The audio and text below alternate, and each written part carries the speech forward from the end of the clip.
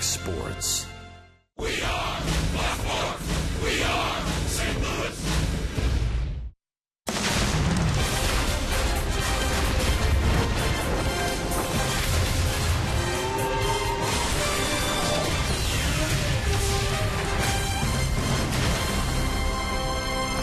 This is St. Louis Cardinals baseball.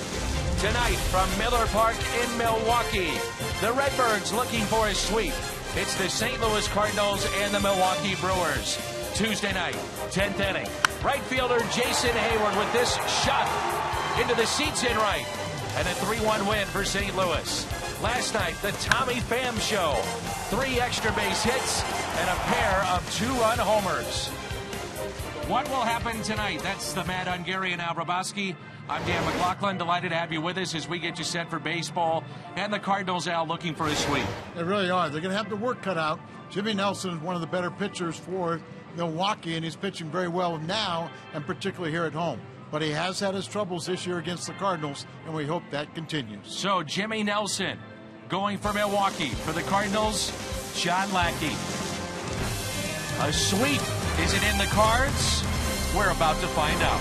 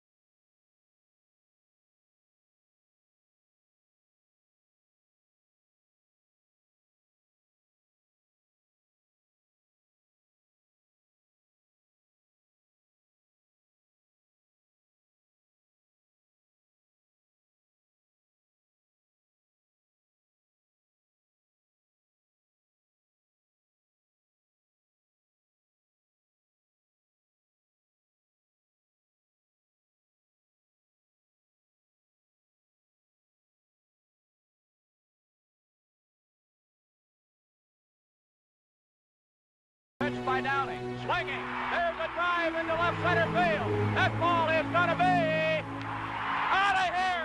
It's gone.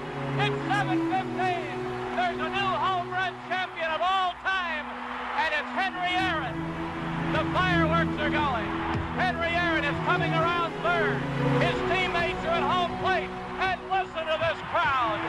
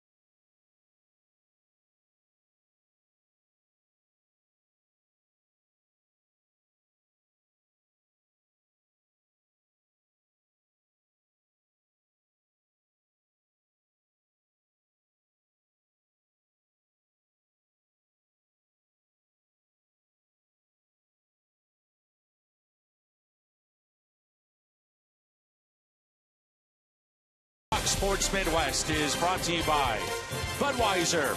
Make a plan to make it home. Save big money at Menards on all your home improvement needs. And visit your local Mid-America Chevy dealers for great prices on our all-new 2015 vehicles today. Pictured between Dan and Pat, it's the Mad Hungarian, Al Hrabosky. We're at Miller Park in Milwaukee. It is 68 degrees. The roof is closed. What has been a very rainy afternoon here in Milwaukee, Wisconsin.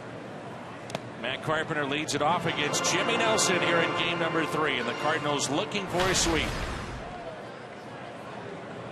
Jimmy Nelson, 11-game winner, and he's a guy that's got a very good fastball. A lot of it depends on his fastball command. His slider has been in and out this year. He's also developed a curveball. And that's a base hit into right field off the bat of Carpenter, who had 2 doubles and a home run last night. A look at Mike Matheny's lineup here for game number 3. In steps Tommy Pham, followed by Jason Hayward. Then Johnny Peralta, Matt Adams, Colton Wong, Tony Cruz, Brandon Moss, and the pitcher batting ninth, John Lackey. So Yadier Molina is on the bench. Rarely see him there, so Tony Cruz gets the start. And remember, it's a day game tomorrow against Chicago. It also works out good for Tony Cruz. He's 4 for 5 against Nelson. And here is last night's hero, Tommy Pham. 2 home runs yesterday. One went 415 feet. The other 432. There's a look at the numbers for Jimmy. And he almost had number 3. He hit it to the deepest part of the park in left center.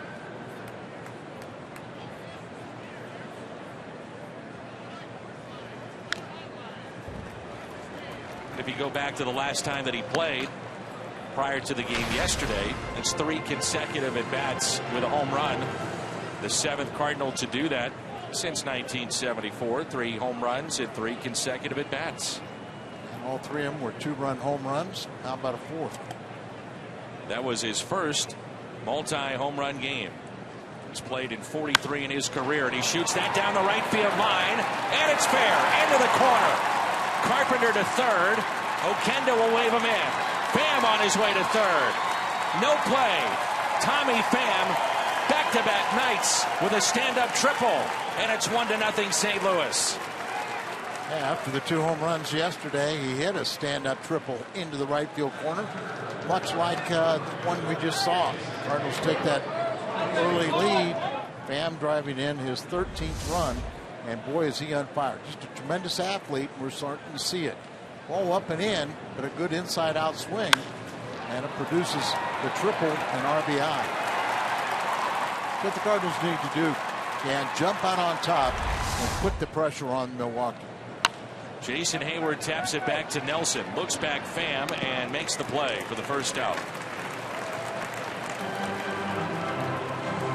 Tell us a little bit more in our Hyundai pitch arsenal about Jimmy Nelson. Well, he's got a really good fastball. That sinker, that's his main fastball pitch. But, you know, the slider is a pitch that he really has incorporated, but it's elusive to him. So last offseason he developed that curveball, and he's using it more and more because he doesn't have the consistency with his slider. Here's Peralta. Mike Matheny talking before the game about the at-bats that Peralta recently has taken. He believes he's on an uptick. Picked up his first RBI on Tuesday night since September 1st. He's driven in 61. He's popped 16 home runs. And remember, last year he set the all-time record for home runs by a shortstop in Cardinals history with 21. And a high fly ball lifted out to deep right field. Braun is on the track to make the catch, and this will make it 2-0 St. Louis as Pham scores. RBI number 62 for Johnny Peralta. Milwaukee's defense will start in the outfield. Chris Davis is in left, Shane Peterson in center, Ryan Braun in right. Herrera, Segura, Jeanette, and Lind along the infield. And Martin Maldonado is behind the plate. That's a presentation of Dobbs Tire and Auto Centers.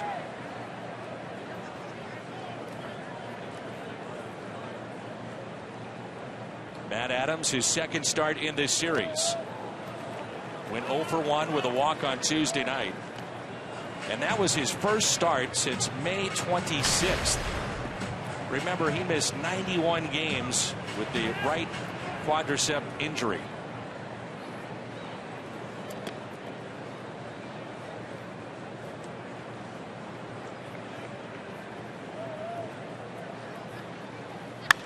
And a ground ball that's hit to the right side from the outfield grass. Scooter Gennett. The Cardinals strike first. Carpenter the single. Pham a triple. Peralta RBI sac fly.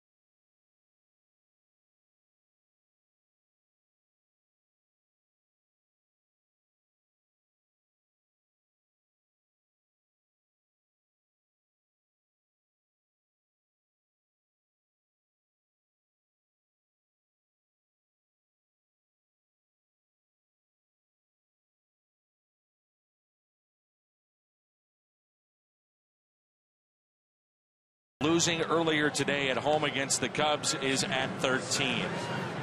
A look at Craig Counsell's lineup. Scooter Gennett, the switch hitter, Elian Herrera. Ryan Braun leads Milwaukee in home runs and RBIs. Adam Lynn, Chris Davis, Shane Peterson, Gene Segura. Martin Maldonado had a 3-run homer in Game 2. And the pitcher batting ninth, that's Jimmy Nelson.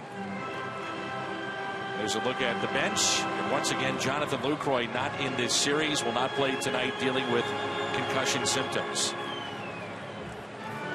John Lackey, start number 30 for the veteran right-hander of St. Louis. Yeah, very durable. That now gives him 8 seasons with 30 or more starts.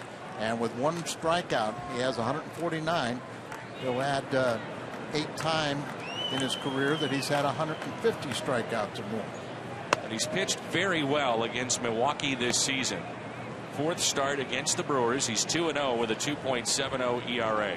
And I thought his last start in Cincinnati got a no decision. I thought he was very good. 10 strikeouts in that game as Gennett rounds out to second. Tell us a little bit more, Al, on the Hyundai pitch arsenal for John Lackey. Well, as the old veteran, he's got the 4 basic pitches. You throw the 2 fastballs, a sinker, and a 4-seamer. The slider's his big pitch.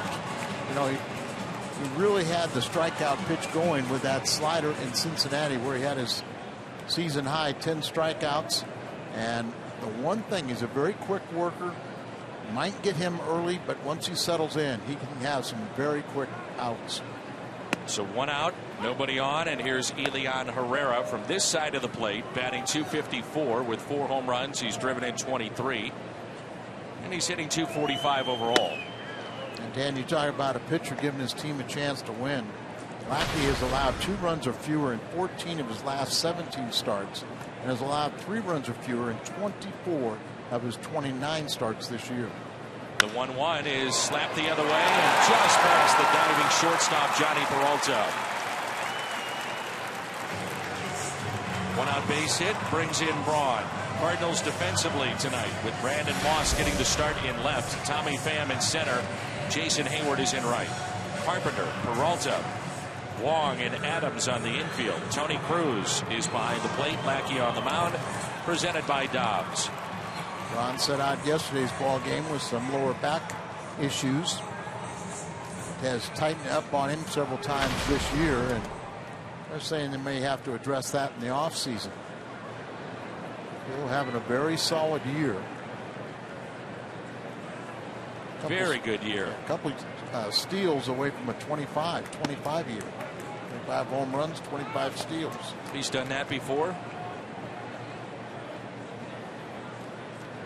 Last 11 home games hitting close to 400 with 3 home runs and 11 RBIs. So always dangerous, Ryan Braun.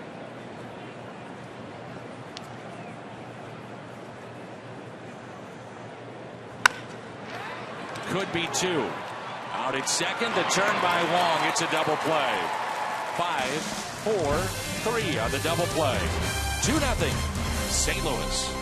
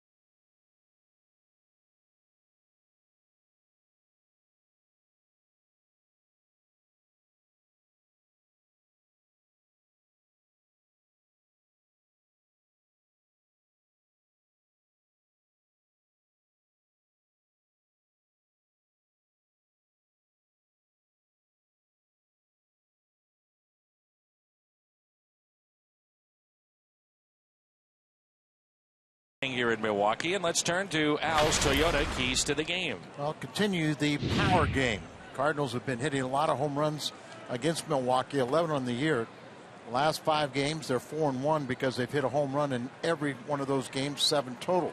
And you don't want to look ahead to the Chicago series. Sure, that's going to be important, but it's more important to win this game, dominate this one, sweep here, and have a little momentum going into Chicago and having some fun. Here's Colton Wong. He's hitting .265 with 11 home runs, and he's driven in 56. And the first pitch is taken for a ball. Big happy birthday to Gage Williams. He's fought cancer over half his life. Today he's 13. Happy to report cancer-free and enjoying baseball tonight. Here's a 1-0 pitch. Up the middle and a base hit for Colton Wong, the 3rd Cardinals hit. You think about a key play in this series. Colton Wong last night with the tying run at second base, Maine is in, and he robbed Scooter Gennett of a possible run-scoring hit in the 7th inning. That is one of the key plays in this series. It was a good sinking fastball, but he started a little higher, and so when it did finally break, it was down around the knees and a good swing right back up the middle. And we'll see if the Cardinals can't keep something going. Yachty had his first, and really maybe the worst game of his career offensively last night. First time he struck out 4 times, so we were speculating that it'd be a good time to give him a little rest, and also let Cruz come in here, and then you find out he's 4 for 5 with a double and 4 RBIs against Jimmy Nelson. So perfect time. By the way, Yadier Molina is 5 games away from Teddy Simmons to become the all-time leader in games caught in franchise history. 1,439. He's been so durable over the years, and Molina has caught the most innings in Major League Baseball again this season, and a much-needed day off tonight. I'll have to ask the guys in the truck to check this out, but we know that Yachty's been an Ironman, right? Runner goes, and it's hit up the middle. Wong is safe at second base, and Cruz is the first out. But I think Ted Simmons has caught more games than just about every year than Yachty. He had 7 consecutive years, Al, in the heat of Busch Stadium 2, in which he caught at least 150 games. That's what I'm saying. Think about that. And I was there with him, and you would talk about those day games in the middle of the summer, reach 140 degrees on the turf. Just think about the remarkable year he had. Hit 332 in 75, and it was like 333 left-handed, 332 right-handed. And the sweltering heat every single day in that heat. On AstroTurf. And on the turf, and but there were times where I remember seeing him, and he was tired, his arms were tired, he'd pop up a ball, and they would normally hit out of the ballpark, but he just was a warrior back there. 1-0 is a broken bat to Brandon Moss. He grounds out to second. He is 0 for his last 24. And Wong advances to third. Well, the most popular way to follow the Cardinals' push to the postseason is with MLB.com at bat. It's the #1 app for live baseball. Enjoy live look-ins, highlights, replay reviews, scores, StatCast, and more. MLB.com at bat now. We saw Wong on the move with Cruz up, and the Cardinals very well could be aggressive tonight against Jimmy Nelson. There have been 30 stolen base attempts against him this year. They've only caught 6 when he's on the mound. So big guy, 6'6", 250 pounds, and you may see the Cardinals really push it tonight in the running game. You can see he's big, slow, methodical. So he's got a slow time to the plate. He does also get a lot of ground balls, so another reason why to send the runners also. 0-2 the count on John Lackey, hitting .127 this year, no home runs, and he's driven in 3. Thing to remember too that he's also thrown 11 wild pitches. Yes. And a strikeout of Lackey, the first of the night. For tonight's starter for Milwaukee, Jimmy Nelson. 2-0 midway through 2.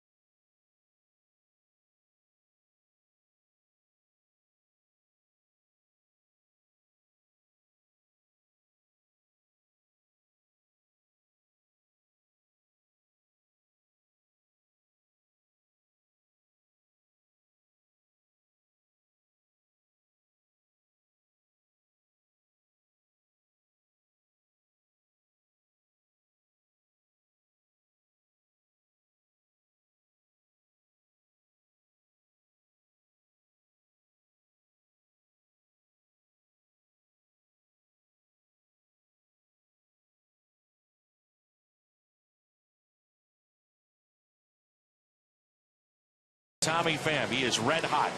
More on him. Let's check in with Pat. Yeah, Dan, talk about being red hot, the triple tonight, but remember the 2 doubles and the triple last night. What he was able to do was pretty remarkable. I asked him right after the game, as our player of the game, if he'd ever dreamt of doing something like that, and he said, yeah, I dreamt of that, and I dreamt of doing a whole lot more. So I asked him today for the pregame show, okay, what else did you dream of? He said, I dreamt of hitting a couple of home runs in a game, which I did last night. Dreamt of maybe winning a World Series game someday. And I said, well, a championship would be really nice. He said, yeah, I need a ring for my finger. He said it in a way, Dan, that it might come across wrong to some people, that it may be a little bit too overconfident, but I think what he's saying is he's having a lot of fun. Wouldn't it be fun if something like that were to happen in what's turning out to be a pretty special year for the 27-year-old outfielder? He will have a chance. This team is going to postseason play, and the talk was around Tommy Pham, would he be on the postseason roster? And with the way that he's playing right now, how could you keep him off? So I keep on saying that there's going to be some really disappointed people, and there are going to be a few surprises when you look at those rosters. Adam Lind has had the best numbers of any Brewer against John Lackey in his career. These two saw each other a lot in the American League East with Boston and Toronto. Lind 387 in his last 5 years, 6 RBIs against Lackey, and he's been very good at home. 331 this season. Speaking of Toronto, Edwin Encarnacion is 100th RBI of the year tonight. He is one of 3 Blue Jays to have 100 already this year. There's a base hit. Shift on as Peralta, shortstop, playing way up the middle. He was at normal shortstop positioning. That would have ball would have been gobbled up. But mentioned Lynn's had success against Lackey. You see where Johnny, that's a shortstop back there behind second.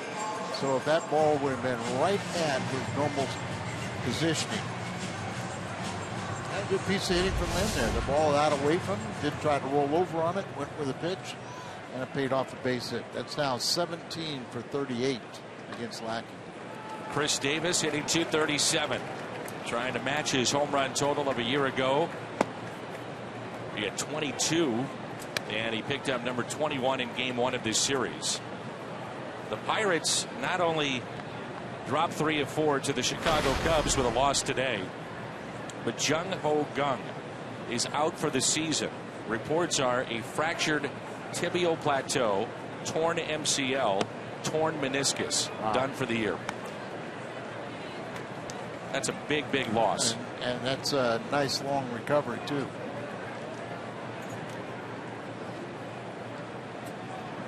We were talking just last night, going back to the hotel, what a nice season South Korean has had, and just open up some eyes from people. And he's killed the Cardinals this year, too. Oh, absolutely. He has been well worth every penny in the investment the Pirates had in him. Cardinals had some interest, but went to the Pittsburgh Pirates, and now, I mean, you know, we saw Korean pitchers, but he's really the first position player to come over here and excel. So there are going to be a few they're going to follow his footsteps. 2 balls, 2 strikes. I read a report that said the folks in well, yeah, I know where you're going with this, but they said that the fans of Kang in South Korea is the biggest story in baseball there. They'll wake up, obviously, with the time change, and they said this will be national news all over the place in South Korea, and the biggest story of the day for them. He means an awful lot to baseball there. Just missed, and the count is full. 3-2 on Davis. We'll see if they want to start Lynn. Lackey gets a lot of ground balls. Lynn with no steals this year.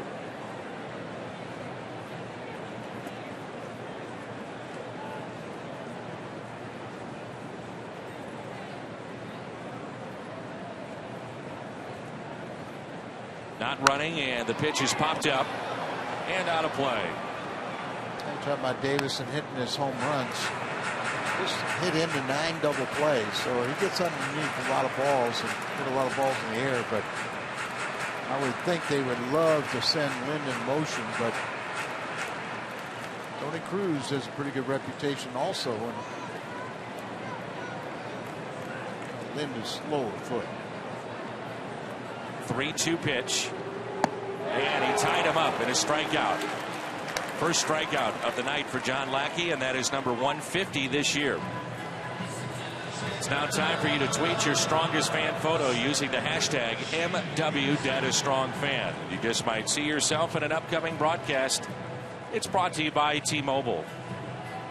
Big happy birthday to Alex Tarlas. He is 13 today. And Alex is at the ball game tonight with his dad, George. So happy birthday to Alex Tarlas. Now 30 starts for 8 straight years and 150 or more strikeouts 8 years. That pitch taken low and outside by Shane Peterson. I was looking at Peterson. You know, he was starting in the Cardinal minor league system. He was traded to Oakland and part of the deal that brought Matt Holliday to St. Louis. Here's a 1-0. Could be 2 again. Out at second and out at first. It's a double play. The second turned in 2 innings by the Cardinals tonight. This one 4-6-3.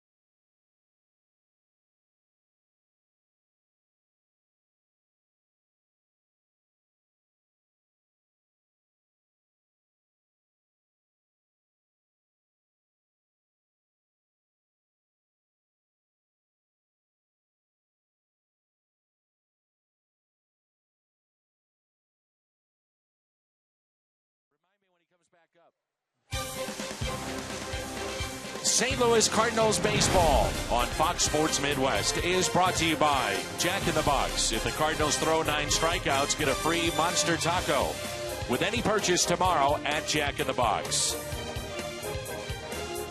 The roof is closed here at Miller Park. It takes just under 10 minutes to close. 80 degrees inside. Much cooler outside. At the top of the lineup now for the Cardinals, and Matt Carpenter will lead it off. Carpenter with a single to right, scored on the triple by Tommy Pham, and part of a 2-run first inning. Matt was telling us the other day that his focus coming into this season was to hit for more power. He saw what he did last year in the postseason, that it's there. He can do it. And the numbers bear that out of what he's trying to do this year. 25 home runs in 436 games over the last 3 years. This year, 22 in 134 games to lead the club in homers.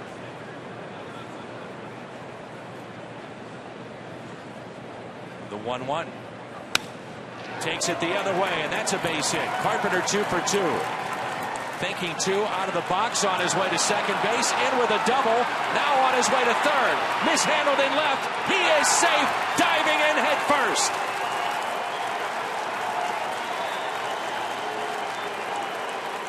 Peterson had all kinds of trouble trying to get that ball, first trying to cut it off, then trying to pick it up, and did that for about 3 different times. A good piece of hitting, down and away, slices it out into left center. And Shane Peterson comes over there, and that's where he said he kept on bobbling the ball. That's when Carpenter decided to go to third. So this could be as little as a single with a couple multiple errors, or it could be a double, but it can't be a triple. Now Tommy Pham looking for his second RBI. If it is a double for Carpenter, that's number 38. And he's just then 2 back of Todd Frazier for the National League lead in doubles. Multi-hit game for Carp. And Pham has 4 consecutive multi-hit games coming into play tonight.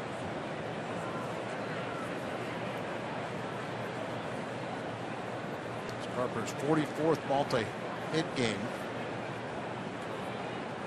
1-1 is off of the pitcher, Jimmy Nelson. He is down. Carpenter will score, and this is a scary moment here at the ballpark. Pham will wind up with a double, and down is Jimmy Nelson. Oh my goodness.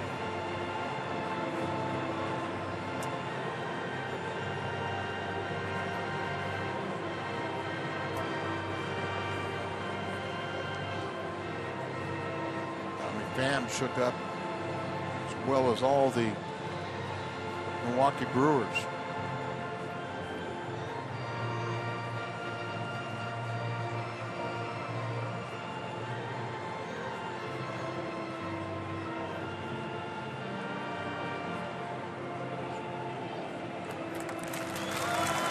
Well, he is up. That's why you hear that applause. Oh my goodness, is that scary? I mean, just look how lucky it appears from here. But no blood, and moving the neck. Tommy Pham scared the daylights out of him and just about everybody else in the stadium.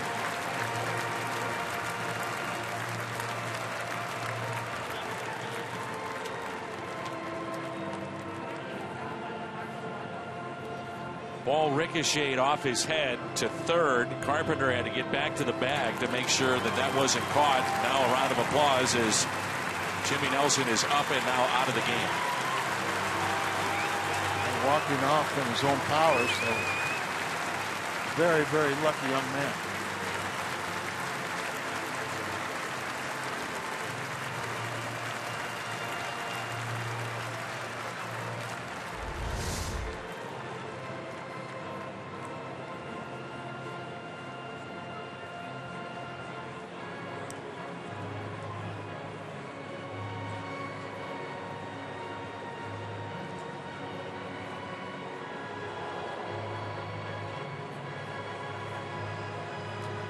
Double and RBI for Pham, and it was a double and an error sent Carpenter to third, and then he was driven in by Tommy Pham. You can see Tommy quite shaken up. So they go to their bullpen. A scary moment here at the ballpark. Our thoughts and prayers right now with Jimmy Nelson.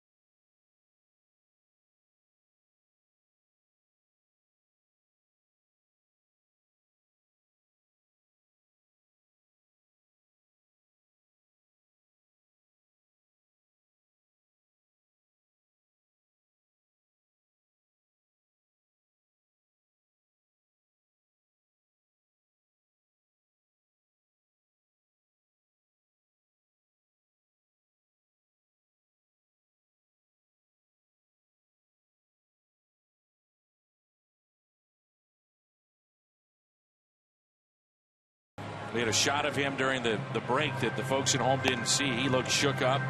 Pham seems to be a little shook up. And the players are as well, but they'll try to move forward now. It was good to see that Nelson got up as quickly as he did. Got up, walked off in his own power. Just had a trainer steadying his back in case he needed, but it is a lot better than what it could have been. So David Goforth is called in from the bullpen. They'll give him all the time he needs to get loose. University of Mississippi product, Ole Miss, just like Lance Lynn. Wow, what a scary moment that was. You used to always say to me, Al, I'd say, think about those third base coaches or a third baseman that's playing in and how tough that must be on them. And in particular, when we were talking about the power hitters like a McGuire, and he said, you talked about it, think about the pitcher. Yeah, you're talking about somebody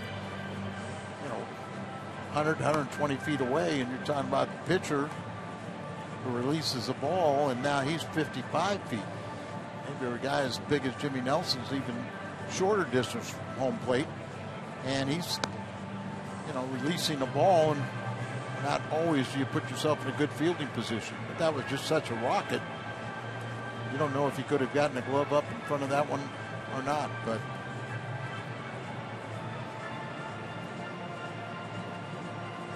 and of course Goforth, David,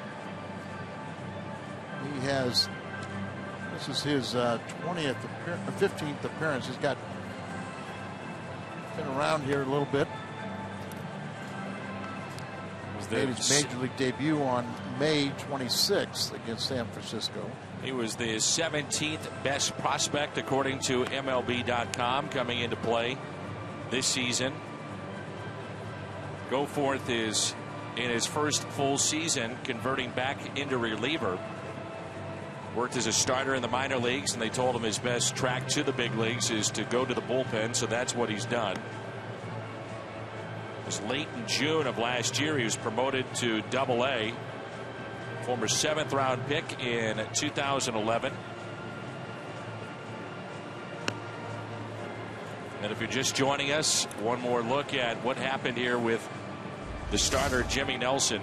This ball hit back to him, turns out to be a double and an RBI for Tommy Pham, who's halfway to his cycle now tonight with a triple and a double.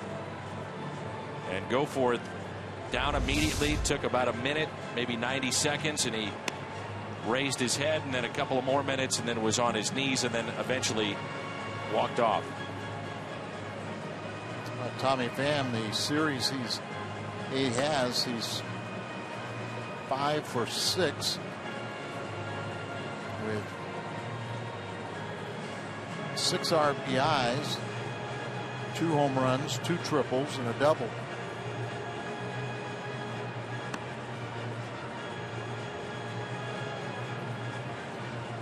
And it's also my experience when you're asked to come into the bullpen for an injury to the pitcher. It's a horrible feeling because you're out there warming up. Everybody's like, come on, how long does it take you? And you usually feel compelled to say you're ready to pitch about 1 or 2 batters sooner than you would like to be out there. So hopefully the Cardinals can do a little damage here with a runner in scoring position.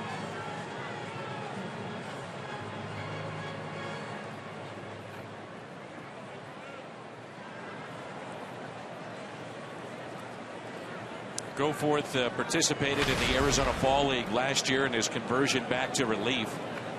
And so here he is. We haven't seen him since September 11th, game against Pittsburgh. Gave up 3 hits in 2 innings, a couple of earned. That was a 6-3 loss, that ball game for Milwaukee. So they'll try to get some innings from him here tonight. Take a look at the Hyundai pitch arsenal momentarily, and here's a 1-0 pitch to Jason Hayward. 2 balls and no strikes. And here we go. Ball behind the count because you feel like everybody's waiting around. There you see our Hyundai pitch arsenal. Slider. majority of the time. Four-seam and sinker. That's two different fastballs. Got a mid-90s fastball, a slider, curveball.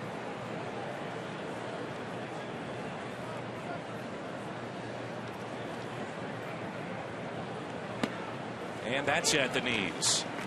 Hayward came up with one out and a runner at third back in the first. Could not bring him home eventually. Peralta did. This is his first appearance against St. Louis in his career. The 2-1 pitch to Hayward.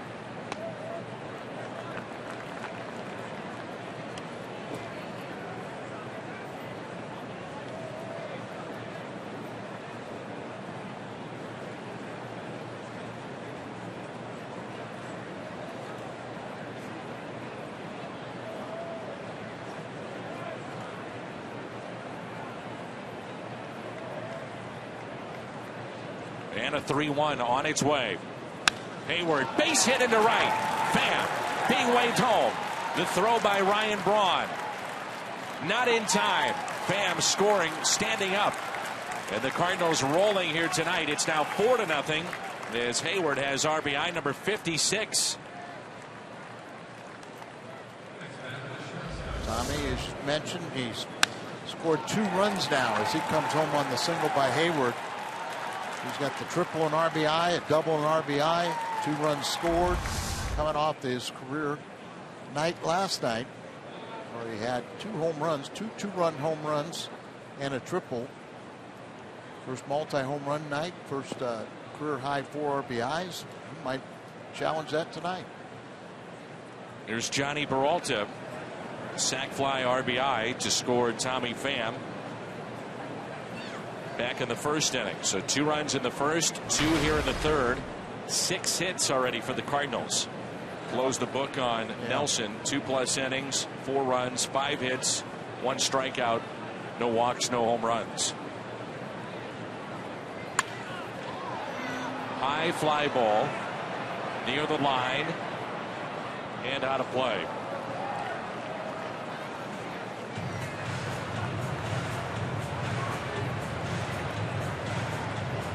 So 16 home runs for Johnny Peralta. We mentioned earlier 21 a year ago. His career high 24 home runs back in 2005 when he was with the Cleveland Indians. Here's an 0-1 pitch.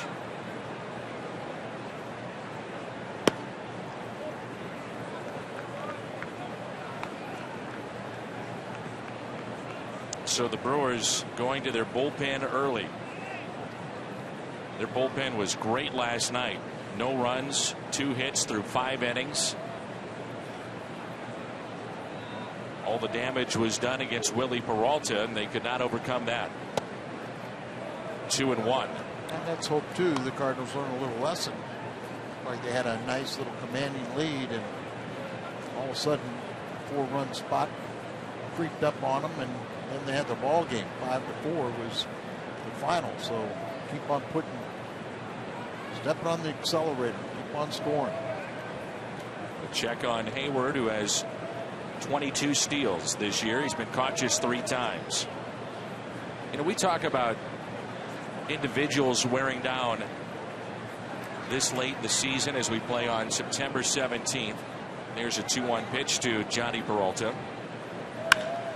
And that's a base hit into left center field. Hayward to third. Again, Shane Peterson bobbled it momentarily as the ball gets back to the infield, and Hayward will score. Oh my goodness, 5-0 St. Louis. And here comes some of the boos, and I don't blame them, from the Brewers faithful here in Milwaukee. Sloppy play.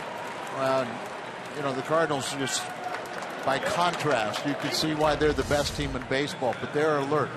Peterson kind of almost tangled up right here, but he gets the ball back in, and then there's a little laziness by Segura. You know, go out, get that ball. Don't get that funny trick, short hop that goes on by, and then the heads up hustling and base running by Hayward. He saw the bobble, and he took off with his speed, and boy, they're putting on a clinic. One team is showing you how to play the game aggressively. and the other team's showing you how to do it. Not at this level. Adams, a swing and a miss. Grounded out to second, first time up. Peralta, the runner at second base. That'll go down as a double and an error again on Peterson. His second in this inning, could have 3 tonight. But I agree with you. Segura's got to go out and meet that baseball. Took it for granted that they wouldn't take advantage of that. Slowly hit and fouled just past the bag at first. I don't want to make an excuse, but maybe these guys are thinking about their teammate Jimmy Nelson a little bit. I want to get back in and get a report on him, but you have to go out there and play this game the right way, because good teams will take advantage of you and make you look like you're just standing around flat-footed. Now the 0-2 pitch to Matt Adams. Taken high. The point I was about to make, Al, is what separates some teams in September, any of the teams, out of contention, in contention, but some of them, what separates them at this point is the bullpens. I always take a hard look at who's dwindling and fading this late in the season with those bullpens. Yanked down the right field line and pulled foul. I'm sure you would agree. Yes. And everybody's Achilles heel is going to be long relief, that middle relief before you can get in kind of your late inning guys, your 7, 8, 9 guys that that are established. But Garza's at home. You got Loesch, starter, that's in that bullpen right now. So you got options, and then you got your young kids that are trying to prove that they can pitch at this level. We said it last night that Kyle Loesch has been a real professional, accepting, you can't say it any other way, he's a potential free agent, the motion of going to the bullpen. Now a 2-2 to Adams. Hit off the mound near the bag at second, Segura. And that is 0 for 2. First out here in the third that advances Peralta to third base. And the Cardinals and McDonald's are teaming up to bring fans an extra value deal that can't be beat. Fans can purchase tickets for just $5 to the Red Series, September 21st through September 23rd. And tickets are on sale right now at cardinals.com/McDonald's. It's 21, 22, and 23 of September. $5 seats are available for you. Colt Wong with a hit in his last 4 games as the infield is drawn in. You're already down 5-0. You can't feel like you can't let the Cardinals score any more runs here, and so a lot of hitting lanes open up with the infielders in. Just think about how aggressive the base running has been into forcing the mistakes of the Milwaukee Brewers. Carpenter taking a routine single, potentially in center, stretching that into a double. Then you had Hayward's single. Peralta forcing an error by stretching a routine single, potentially into a double. Danny, we've talked Mike Matheny, how he always preaching, be aggressive. I'll accept mistakes. You get yourself thrown out on bases, but if you're doing it aggressively, that's okay. That's the way we want to play. Now you're seeing what he's talking about, how much fun it could be to watch if it's your club that is being aggressive on the base paths like the Cardinals have been tonight. Strikeout of Colt Wong, the first for Goforth. And Tony Cruz will be the hitter. 5-0 to score with 2 outs and a runner at third here in the top of the third.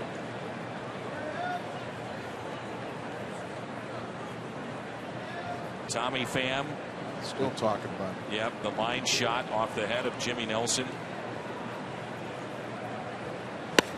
And as much as these guys compete nightly basis, they are in the fraternity of professional baseball players. They do care about each other. Oh, absolutely. And I think every player has to kind of mentally prepare themselves for that occasion where you might hit a line drive right back at somebody, and a pitcher hits somebody in the head. Pitchers hitting somebody in the head.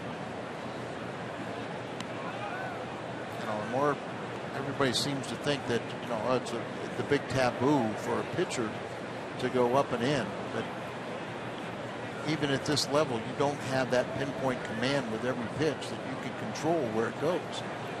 And more times than not, it's a pitcher going to get hit by a line drive back up the middle. Here's a 1-1 pitch to Tony Cruz. Cruz grounded out to short. First time up.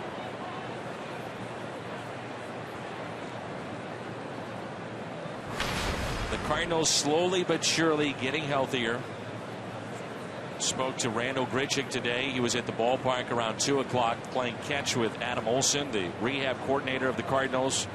2 sets of throwing, letting it loose from 90 feet. And Randall, I was here and you could see it. The ball is jumping out of his hand. It looks a lot different than what we saw a couple of weeks ago. They're going to stretch that out to about 120 feet over the weekend, and we could see him back in the lineup in Chicago. Yeah, I mean, and it's every other day, kind of like how, Adams is kind of every other day maybe starting, but Grichuk is kind of every other day with his throwing program, and in between he's available to pinch hit.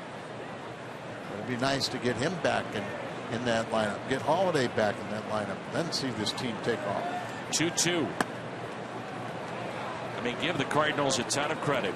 They have weathered the storm of losing big players. Holiday, Wainwright, Adams, Grichuk. This goes on, and we're asked about it, seems like on a nightly basis, from opposing broadcasters or writers. How are the Cardinals doing this? Well, people just marvel at the depth. The farm system, replacements that have come up here and done the job. 3-2 is bounced towards second base, taken there by Scooter Gennett. A scary inning here at the top of the third. Cardinals add to their lead with 3 more. It's 5-0.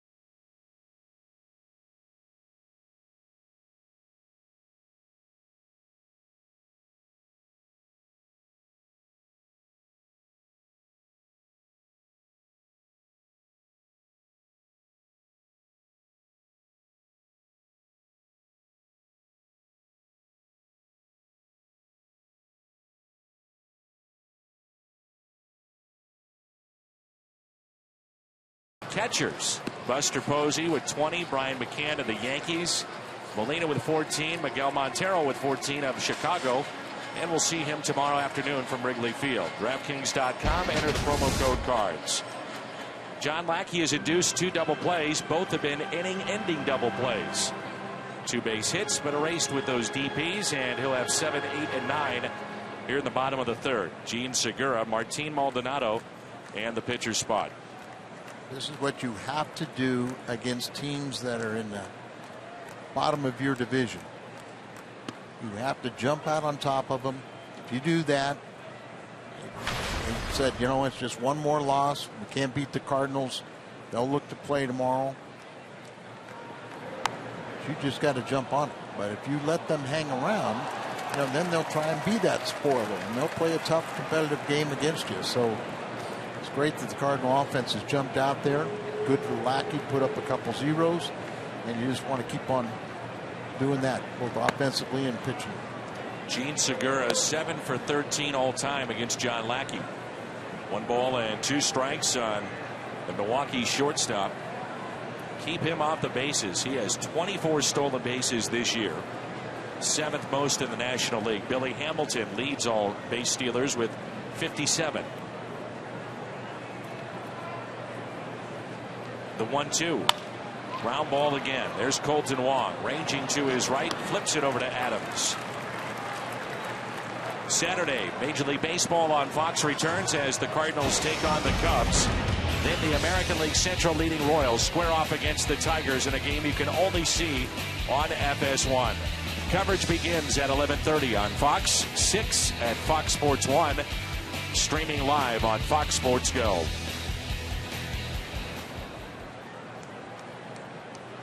Well, you talked about it, Al. The Cardinals had a 5-0 lead yesterday.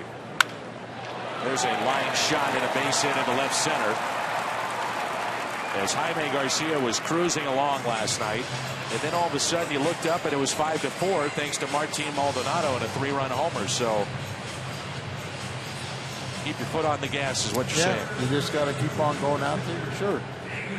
You know, Lackey's given up a hitting, 1 hit in all 3 innings, but after a hit he's gotten a double play to get out of those innings. We do it again here with the pitcher batting. This is David Goforth, replaced Jimmy Nelson. Asked to bunt in this spot. Strike 1.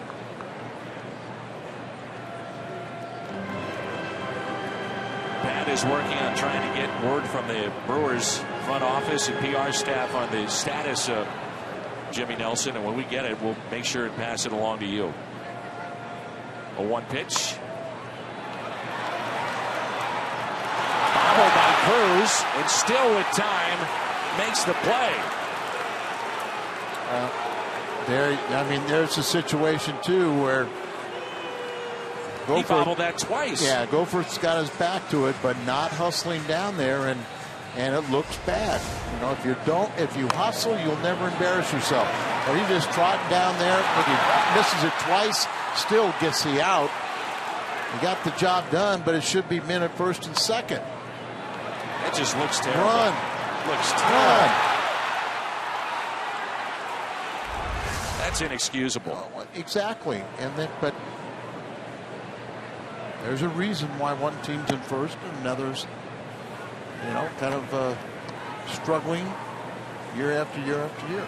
I've seen the Cardinals do that sometimes. Well, and it's inexcusable then too. Exactly.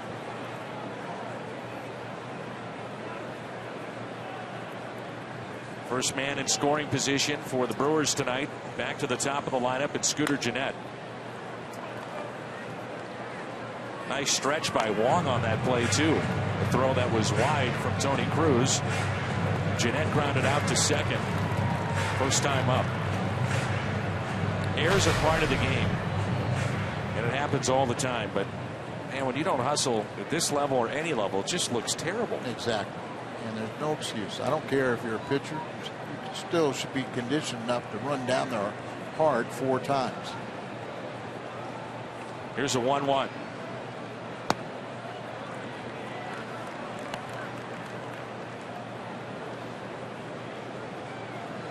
Scooter Gennett, one of those little thorn in your side. He's always hit the Cardinals well. 323 with 8 doubles. Triple in his limited big league time.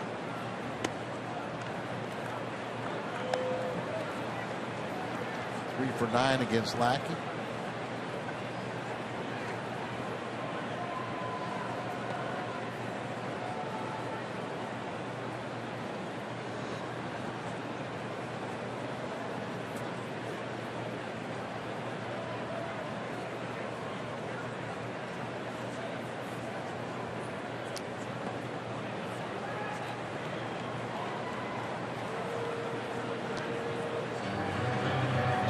Update on Jimmy Nelson. Pat, what do you have for us? Well, he has left the ballpark. He's being taken to an area hospital for a CT scan. He is lucid, so in other words, he's alert. He's answering all their questions. That's the good news, but they're going to do a CT scan just to make sure that there's no further damage as he took the ball off the back of his head, guys. Think about Alex Cobb, Brandon McCarthy in recent years that have had similar experiences. McCarthy's at one point was life-threatening. Cobb was laid out on the turf at Tropicana Field in Tampa Bay. Very, very scary situation.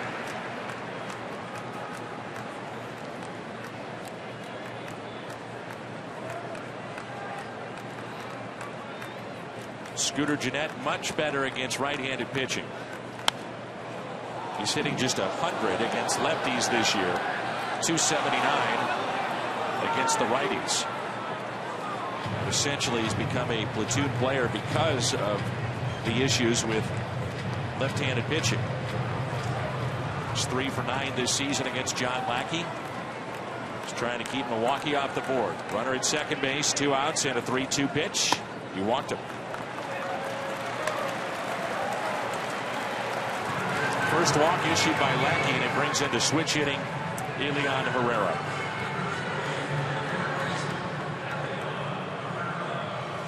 Herrera's 3 for 6 with a home run against Lackey. 3 for 8 in the series.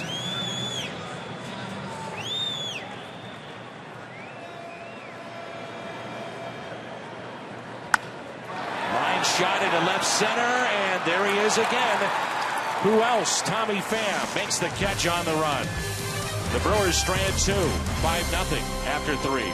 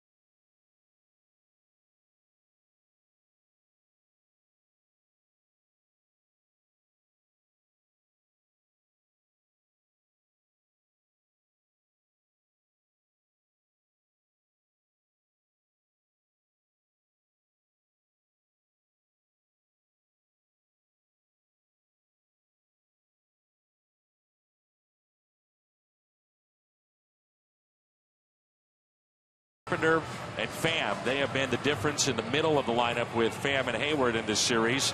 Carpenter at the top, 5 for 11, home run, 3 doubles. A lot of extra base hits in this series for the Cardinals. This has been a series that's been dominated by the Cardinals overall. If you go back to what was a nationally championship team in 2013, at this ballpark, the Cardinals have won 21 of the 28 games as Moss snaps a long skid. He was 0 for 24 prior to that base hit. They've won 16 of the last series played against the Brewers overall. So you get a look at the Chevy Foxtrots. And last night's victory secured their 16th series win in the last 17 played. They've dominated here in this ballpark too.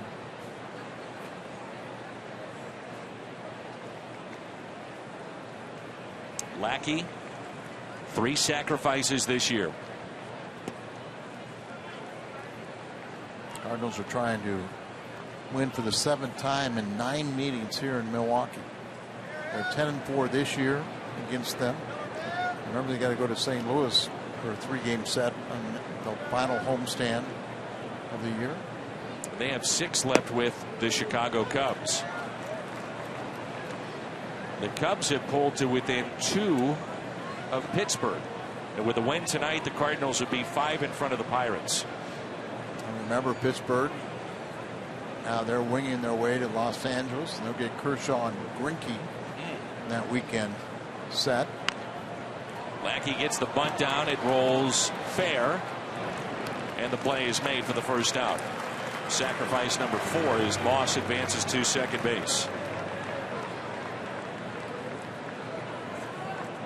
In steps Carpenter with 2 runs scored. A base hit to right. And also a double that wound up seeing Matt Carpenter race to third on the error by Shane Peterson, who committed 2 errors back in the 3rd inning.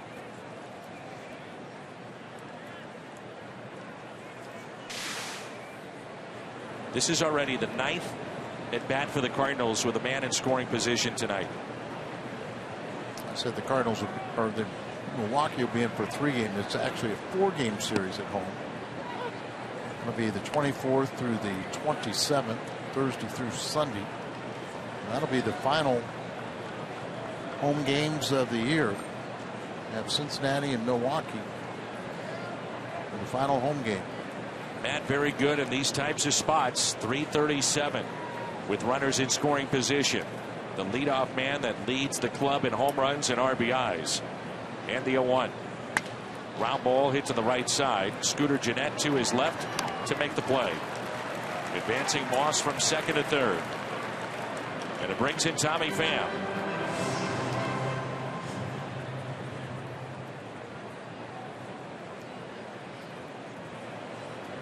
Pham with a triple in the right field corner. And a double on a line shot off the head of Jimmy Nelson. Nelson on his way to a local hospital to be checked out. Pham has had some kind of series. First pitch to him.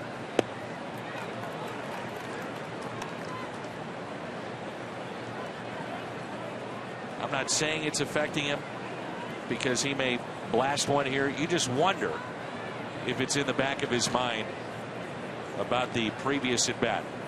Just wondering. It's in there. You just hope it's not on the front of his mind. But it's back in there someplace. And Tommy, when he reached second base, just went down on the bag and said a little prayer. You know, it's still thinking about, and it will. He'll be so anxious to get a better report on Jimmy Nelson, how he is. Here's an 0-2 pitch to Pham. And he strikes out on 3 pitches. Cardinals strand a runner midway through 4, 5-0 St. Louis.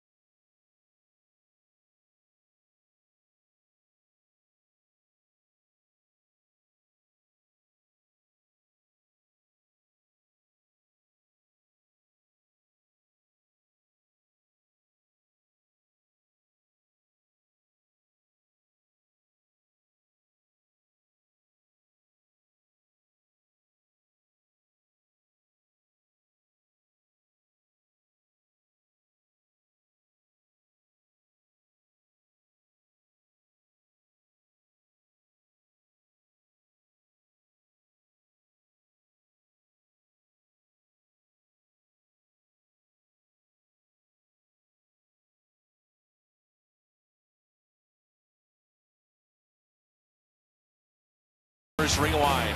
Sloppy play tonight from Milwaukee. 2 errors in the inning from Shane Peterson. That led to a run. Heads up play by Jason Hayward. Not hustling down the line. You don't want to pick on a team or pick on individuals, but any way you want to look at it, it's been sloppy. Well, but that reflects on Craig Counsell. And, physical errors are things that happen, but, Craig Counsell was a gritty little ball player that got the most out of his ability, and hustling was part of his game, and, that's what he wants his team to be known for. In a 16-year big league career.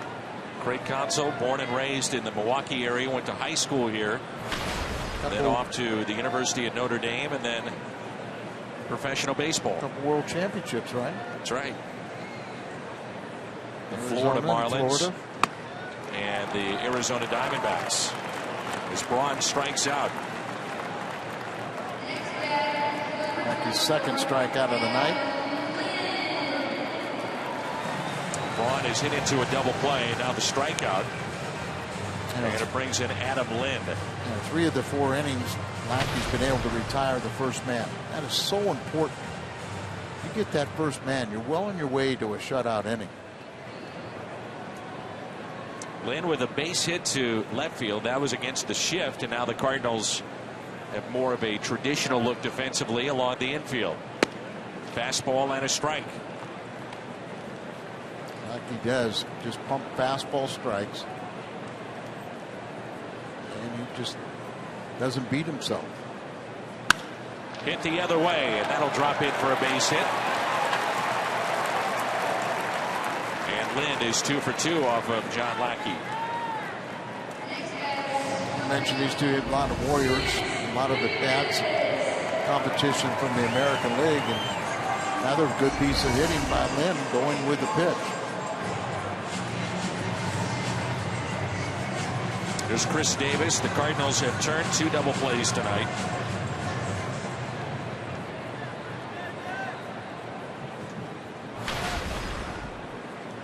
Davis known for his bat, and we were wondering why he was pulled in game 1 late. And his spot did come back in with the Brewers trailing. Well, he leads all left fielders with 5 errors. There is some concern with his defensive abilities. And Dan, many times an outfielder can avoid making a lot of errors just by playing so non-aggressive. You kind of never get yourself close enough to a ball to make errors, and that was a big part of that first game when they took him out. He hit the home run, give them a 1-0 lead.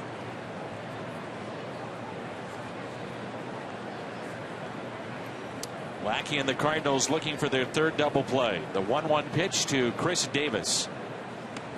That ball gets away from Cruz.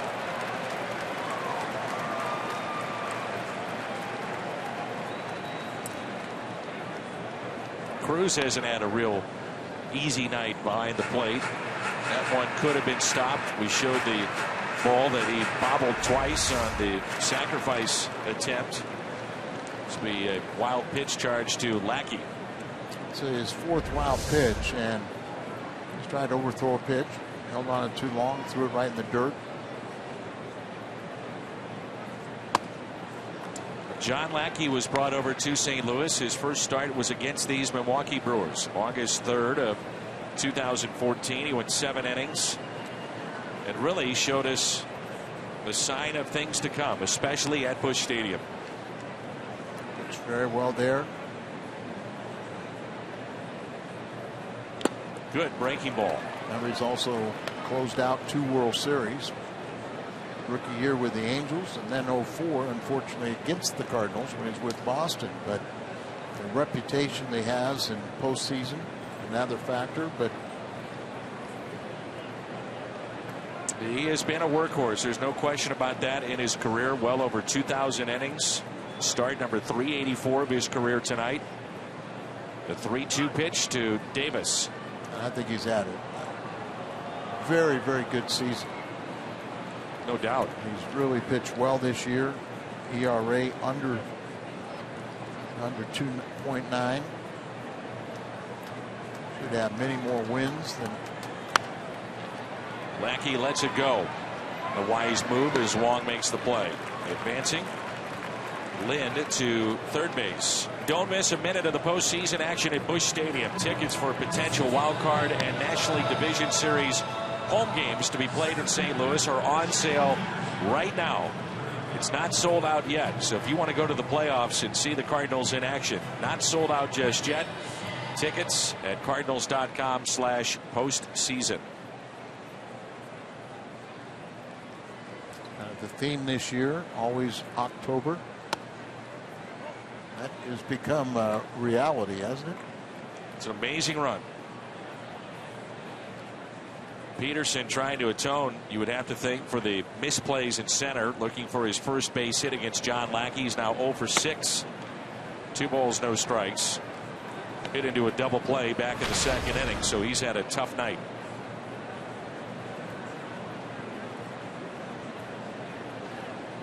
Was claimed off of waivers from the Chicago Cubs in December of 2014. Fought off, and the catch made by Matt Carpenter. Brewers strand a runner. They have stranded 3 tonight.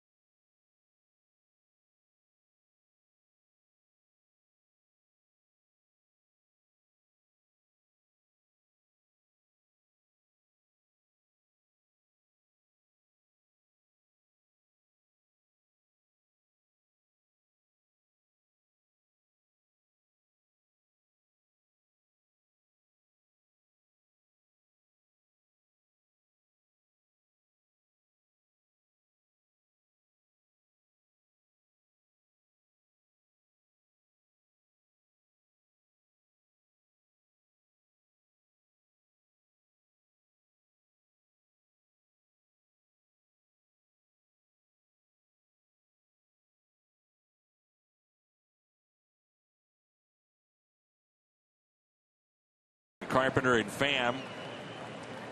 They have 4 hits tonight, with 3 of the 4 going for extra bases. Lackey looks sharp. And a 5-0 St. Louis lead. It'll be Hayward, Peralta, and Adams here in the top of 5. Go for it. The pitcher for Milwaukee took over after Jimmy Nelson was hit on the head. The line shot off the bat of Tommy Pham. That was with nobody out back in the 3rd. Remember, I said that usually you say you're ready about 1 or 2 batters before you actually are. And the first 2 batters both got base hits against him. Since then, he's been pretty tough. Here's a 1-1. Hayward, line shot, and a catch made by Scooter Gennett. Timed it perfectly. Sure did. See him just get down, and then knew that he was going to have to go as high as he could possibly go, reach the apex, and reaches up and hauls it back down. He's not a big guy either, so that was his maximum vertical jump. Look at the top 4 in this lineup for the Cardinals tonight. 6 for 10, 5 runs, 6 hits, 4 RBIs. Here's Peralta, picked up an RBI in inning number 1. He is also doubled.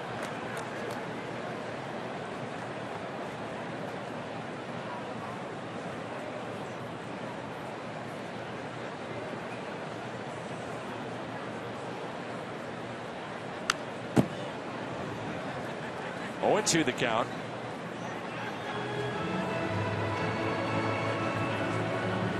The Cardinals head to Chicago. Bus to the Windy City after the game tonight. Get in late. It'll be Lance Lynn and Dan Herron going tomorrow. Lynn 11-10. Herron is 9-9. It was very good last time out against St. Louis.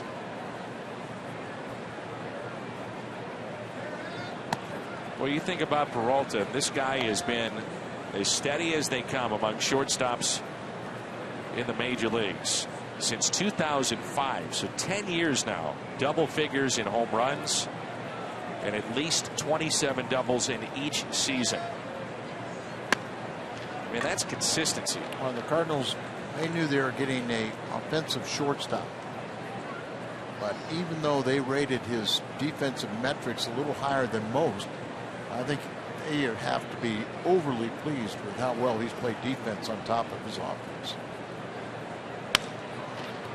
Ground ball that's hit to third and under the glove of Herrera. His 9th error. 3rd error committed by Milwaukee tonight. But not only did he not make the play himself, but then he deflected it away from Segura. Goes down there, gets underneath it, and shortstop is backing up. And so then Segura, you know, with his arm, he could have thrown out Peralta, the shortstop from Milwaukee.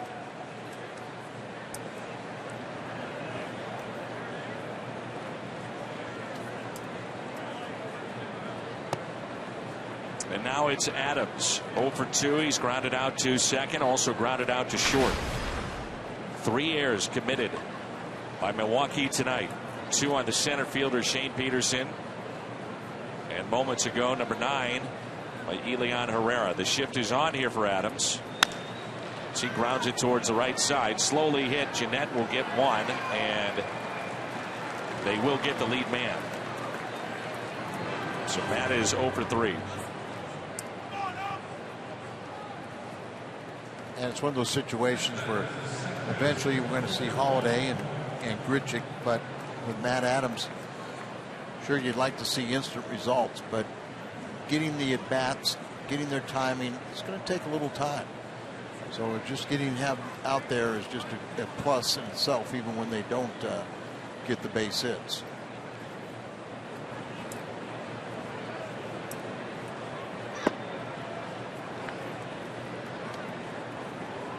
Colton Wong with a single to center. Struck out with a man at third and 1 out back in the 3rd. 1 for 2 tonight.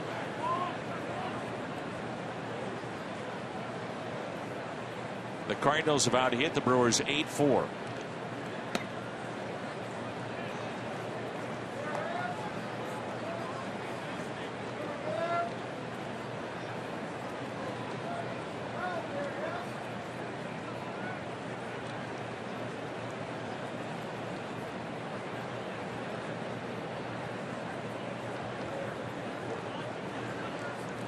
Here's a 2-0 pitch. Rips it into right field. Backhanded by Braun, and Adams, not running well, obviously, will stop at second base. I just wonder if Adams is coming out of this game in later innings. Is it beneficial just to get him out now? Pinch run for him at second base. I see what you're talking about, and I guess the best way to think about what the game plan is, you're talking about early spring training games. So, you know, after 5 innings, he may be coming out. But I think part of it is if you're going to come out after 5 or 6 innings, you want him to be out there for those 5 or 6. You do have a 5-0 lead. It's fouled back off the bat of Tony Cruz. But I get your point, too, because that could, hopefully it won't be, but it could be a big run out there. Maybe that's what they're talking about right there. And the idea is get him 6, maybe 7 innings his spot's not going to come up for a while. You already have a lead, so you may improve yourself defensively with range at first base. That's just something to think about. Sure. Here's an 0-1 pitch. By the way, if Kolten Wong gets a fastball, he is just destroying right now fastballs. But most teams are throwing him that off-speed pitch. But if they fall behind, which they did, 2-0, predictable count to get a fastball, and he smokes it. His second hit tonight, he's 2 for 3.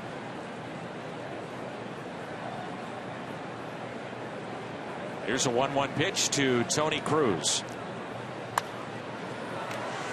Just thinking about what you just said there too, Dan, that you get a lot of hitters that, you know, maybe they're in a bad little rut. They only hit fastballs, but they get themselves out on off-speed pitches.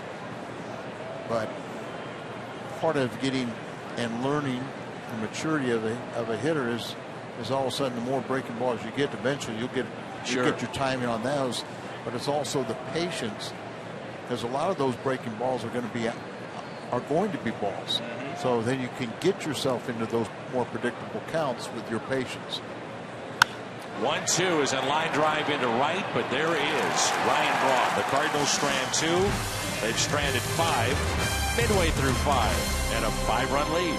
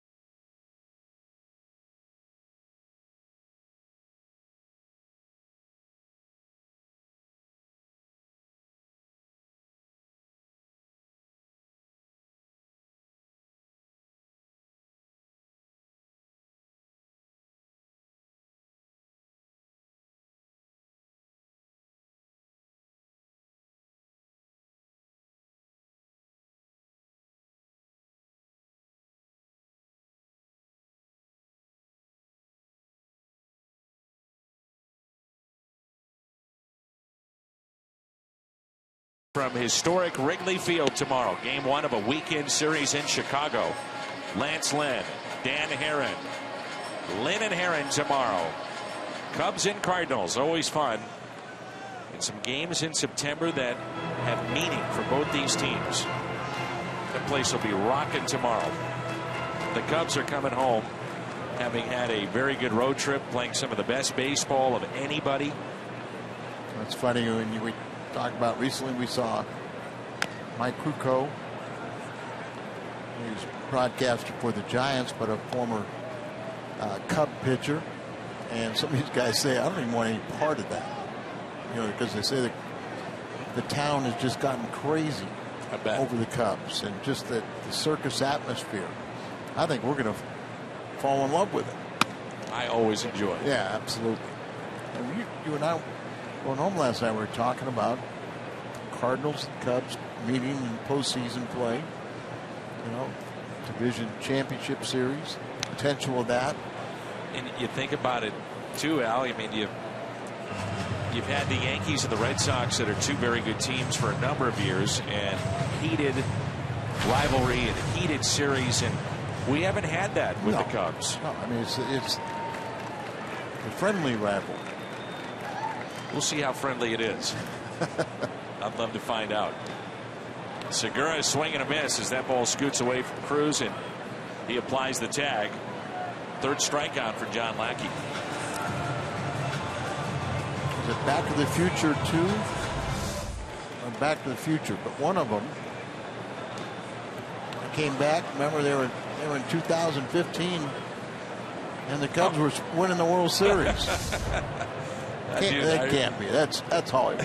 That's Hollywood. No chance. The thing about the Cubs is that they have geared themselves up not only for this year, but for many years to come. Outstanding. Yeah, I mean, they started accumulating talent, and maybe their timetable got moved up a year, but they're going to be a force to reckon with for many years right now. So, if you're Milwaukee, do you take that approach and say, look, we're going to gut this thing, retool with young players, restock the farm system, say goodbye to popular players like Lucroy or Segura or Braun, and just start from scratch? That's a question that they're facing right now. And remember, it takes years to develop that farm system. I think the one disadvantage Milwaukee will have is they don't have the deep pockets like the Ricketts family does.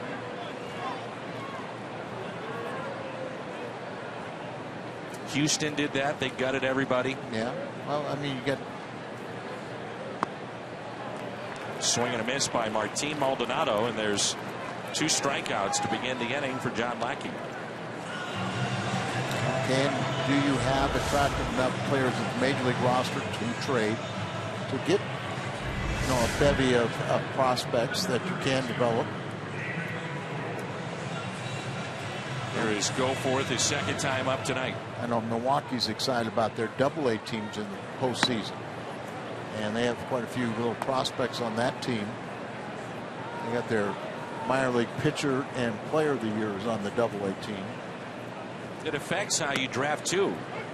Tony La Russa is a great example of this. This year they had a high school player that was their #1 pick from a year ago, and they traded him to the Atlanta Braves, and Tony basically said, look, I'm about winning in the immediate future. Next year, the year after, I can't afford to wait for a high schooler to develop, which usually takes 4, 5, 6 years.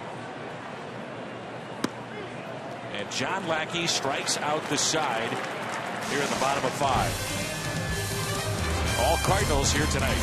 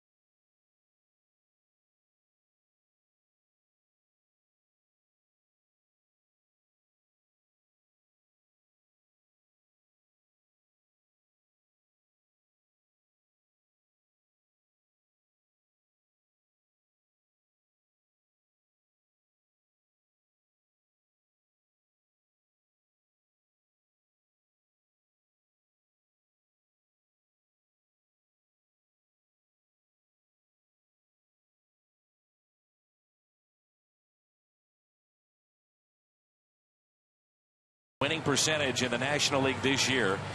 In St. Louis atop Chicago and Pittsburgh, but all 3 teams from the Central Division so competitive this year inside the Central. And the Cardinals, if they can pick up a win here tonight, St. Louis would move to 92-54, and they would prove to 12 games above 500 on the road. And The Cubs won their 42nd road victory today, but they got 33 losses. Cardinals, if they win, will have their 42nd with 30 losses. So there's the advantage there. Well, if you're just tuning in, scary moment back in the third inning. Tommy Pham hit a line drive off the head of Jimmy Nelson. He went straight to the ground. And at that point, left the game, obviously, and is off to a local hospital as Carlos Martinez is having a little fun. And then it was David Goforth coming out of the bullpen.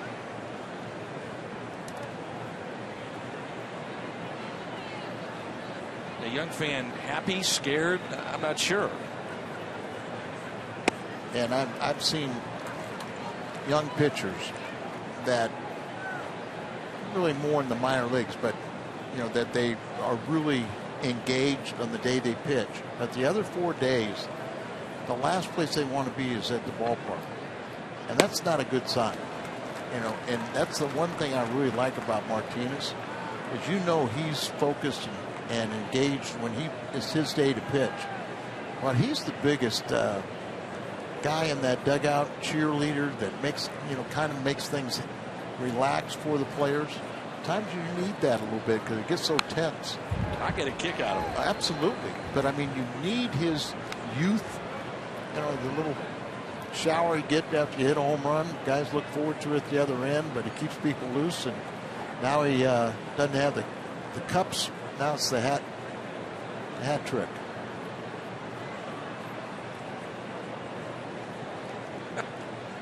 Here's an 0-2 pitch to Brandon Moss, taken high. You can have guys in that locker room or in that dugout that are just afraid to express themselves anyway, and that's the opposite of Martinez. But his teammates love him because he's the first one cheering for him. Moss is swinging a miss as he strikes out. Goforth is struck out 3, is not allowed to run. Let's check in with Matt Paris. Well, we talked to Matt Holliday today. He continued with his running program. He's trying to get back from that quadriceps injury. And he said, if they're going to make him go 80%, he doesn't want to do it. He told us that he's still got a few hurdles to clear, and he's not interested in going out there and getting hurt again. And you've heard Mike Matheny say it as well. I think John Mozeliak said it pretty clearly over the weekend, and that was unless he can go full strength without limitations, we're not going to start him in a ball game. But he is available tonight to come off the bench as a pinch hitter, but still the frustration is there for Matt Holliday, going a little slower than I thought he even anticipated. Yeah, and I talked to him as well, Pat. Extended time in the dugout today. The way that he described it to me, he said if a ball is hitting the gap and I can't run 100% to get it, or if I'm thinking about my leg, I shouldn't be out there. He said that'll cost us a ball game, and I don't want to do that. And the test will be again tomorrow. He had an extensive session today, running, by the way, with Trevor Rosenthal and Matt Carpenter, the bases. I was here early at the ballpark and saw it. They're making him run from home to first to third, multiple times. And he did look fairly free and easy. It didn't look like there was much of an issue, but he said when he's done this in the last week or so, the next day there is a slight pain there. He said it's getting better the day after, but not quite gone. So he wants to be very careful with that. And Dan, you can't simulate game conditions, because as much as he's trying to test it at 100%, he'll never be at what maximum effort would be during a game when your adrenaline takes over. And nothing can simulate game action. No, exactly. But the case being that if you have a setback, you go out there and you play and you re-injure it, you're gone for not only for the regular season, but you're gone for the postseason. So wait till he's fully healed. And if he isn't, somebody's got to step up like they've been doing. Drilled deep right, no doubt about it. Long home run off the bat of Carpenter. He is a triple away from the cycle. Home run number 23. RBI number 75. 6-0 St. Louis. Talk about keep the power game going. Last 6 games against Milwaukee, the Cardinals have had at least 1 home run and 8 total during those 6 games. How about Barber? 23rd home run of the year, his 75th RBI. Maybe he is going to make that 90 RBI barrier and beyond. Love to see him get hot. And there's the shower.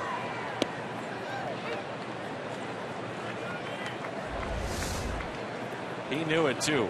Oh, see, we talked about he's trying to go for a little more power, and that was one of the influences of Holiday, saying a couple years ago you hit 55 doubles. You can swing the bat with authority, and I think we're going to find a little common ground where we're going to see the 25 to 35 home runs in the future for him, but cut down on the strikeouts.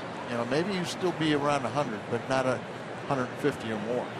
0-2 to Tommy Pham, and a called third strike. So go for it. Strikes out the side, but a solo home run off the bat of third baseman Matt Carpenter. What a series he's had. Hanging breaking ball, launched into the seats in right. Cardinals on their way to a sweep.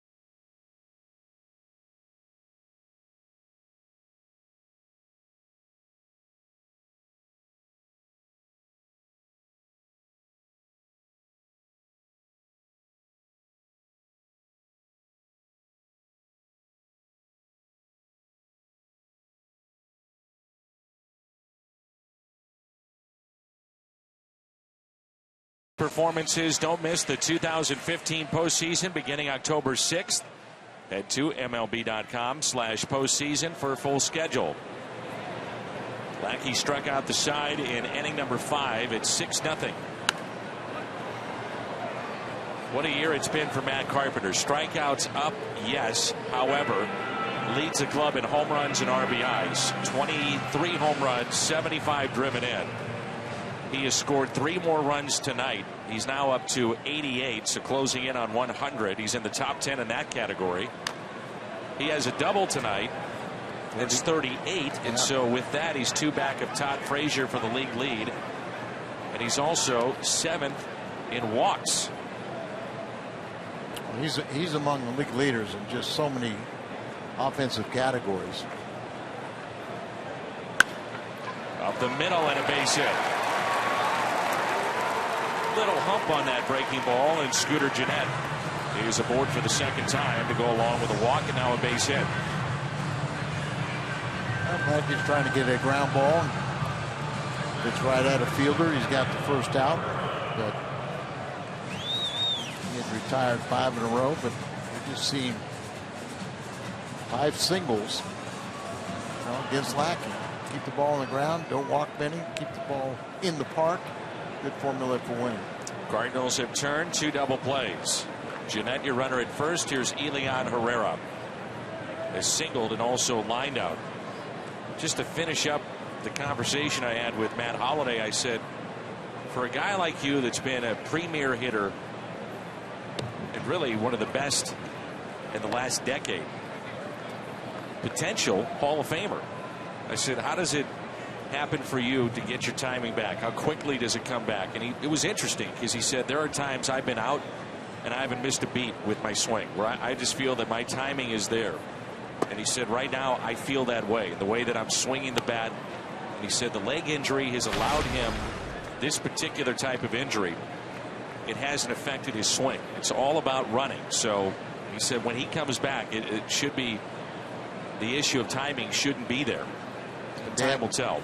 And what is a high percentage of hitting is mental. If you come back and you're thinking that timing's not going to be an issue, it'll be a lot quicker for him than most. And he knows that swing so well. Yeah. It's been so good for so long. So you take him at his word and we'll see what happens. Sure. 3-0 pitch taken for a strike. Ryan Braun is on deck.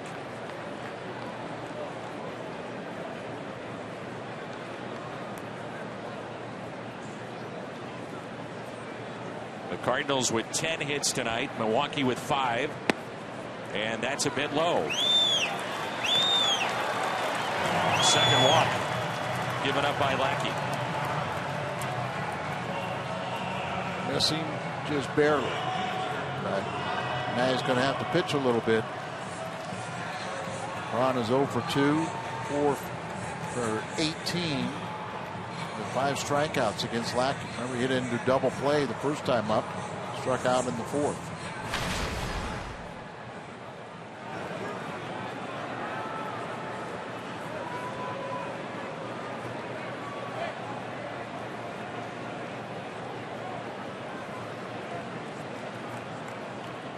Braun is grounded into a double play and also struck out.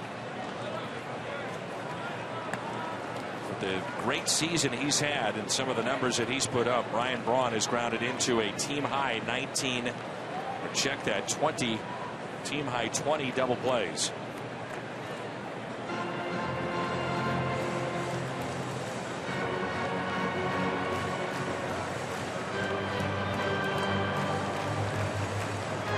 What would Ryan Braun would fetch you? That's interesting. You know, time you make that decision. Do we build around him or do we trade him to try and get enough prospects? Which way are we better off? Clearly still a very productive player. Yeah, no doubt. And that's the kind of deal, if you decided to make it, is a organizational changing type deal. Off the end of the bat. And a fly ball into center. The catch made by Tommy Pham. Ryan Braun is 31. Former 5th overall pick in 2005. Some of the recent signings, his big contract isn't that big of an obstacle. He signed through 2020 with an option for 2021.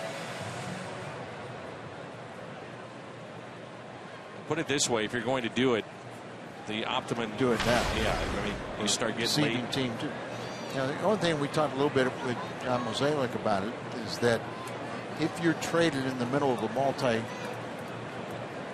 deal, you go to the next club, you can declare yourself a free agent because you didn't sign that contract with the team you're now playing with. Catch made by Moss. So Braun is lined out to center. Lind fly out to left, and he's 1 out away from getting out of the 6th inning jam. The old workhorse just keeps on plugging away. Come to expect Lackey, you know, give you a chance to win ball games. He just normally doesn't get 6 runs of support.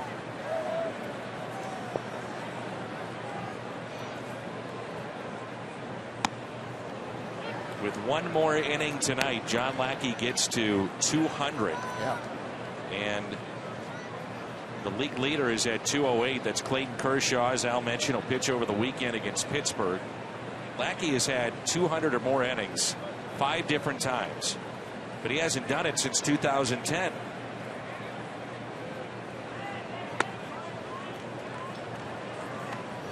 You know, we talk about the young guys and making sure that they maybe skip a start or get their proper rest. we don't talk about it for the guy that's 36 years old. And I think the reason he hasn't done it, Dan, is remember he had the Tommy John surgery, and so that's kind of, building that arm strength back up. But I think this year he has just shown that, there's still plenty in the tank. In the dirt, 2 balls and a strike. It'll be interesting to see if the Cardinals are a player. Either way, if he comes back to St. Louis or heads to another team, he's made himself a lot of money with the way that he's pitched this year. Yeah, and I know the Cardinals are so excited about some of the young pitching, but some of that young pitching got hurt this year too. And I don't think you can ever have enough pitching. You're going to get Adam Wainwright back, and the way he's throwing bullpen sessions now, I don't think anybody's worried about his ability to come back next year. Question mark, will he come back at some point in the next couple weeks or in the postseason? Wainwright was here at the ballpark early and working on fielding drills, which is one of the hurdles that he has to clear. One thing I've noticed with Lackey, Al, I don't know if you picked up on this or agree with it, but I'll tell you what, when he needs a little something extra, he's got it, and he just showed that on that pitch to Davis. And I think that's one of the reasons, that he can still eat up these innings, because he has one of the most efficient pitch counts per inning. And he knows how to get outs with few pitches. Runners go with this pitch. 3-2. Swung on and missed. Strikeout number 6 tonight for John Lackey. First 2 reached. Sets down the next 3.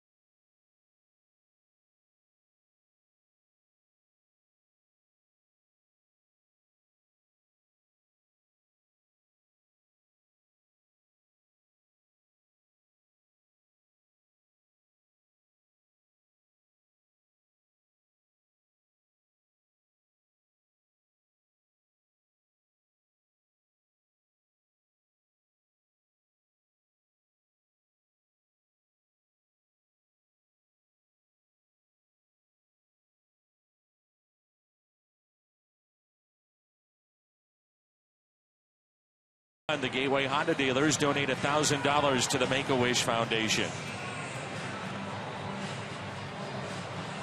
Big Cardinals fan. Christy Bope in the house tonight and enjoying St. Louis Cardinals baseball.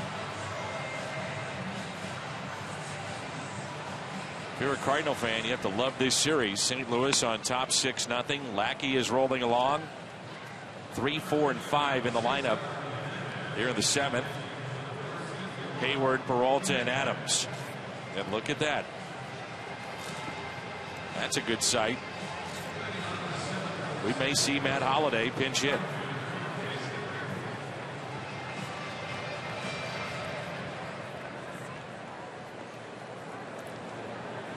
Hayward has scored or drove in on Monday night. All 3 of the Cardinals' runs in their 3-1 win.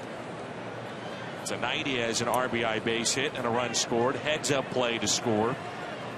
The ball that got away from Gene Segura after a double. New pitcher in is Jimenez. Cesar Jimenez, our Chevy call to the pen.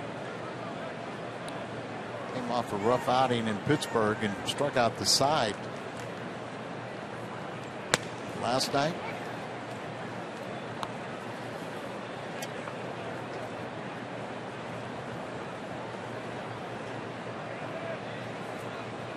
.32 doubles for Jason Hayward, 22 stolen bases. In Cardinals history, only 3 right fielders have done this. Most recently was Brian Jordan in 1996. Pepper Martin did it back in 1936. The Gas House Gang, the wild horse of the Osage, Pepper Martin. Jimenez flips it over to first. Look who has moved to the on-deck circle. What a sight that is. Matt Holliday.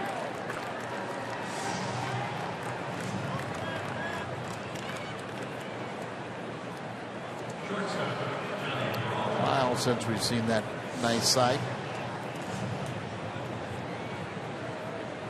Holliday.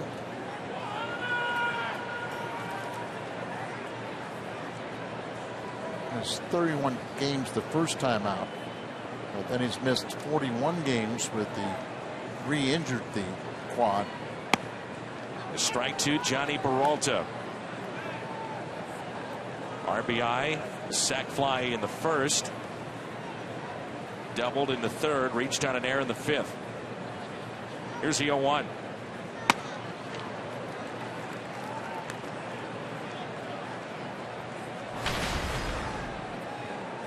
Last night, Jimenez struck out the side. It was Hayward, Johnny Peralta, and Yadier Molina in his perfect 7th inning. And the 0-2. A strikeout of Johnny Peralta. So here he comes, Matt Holliday. And he'll get a nice ovation on the road.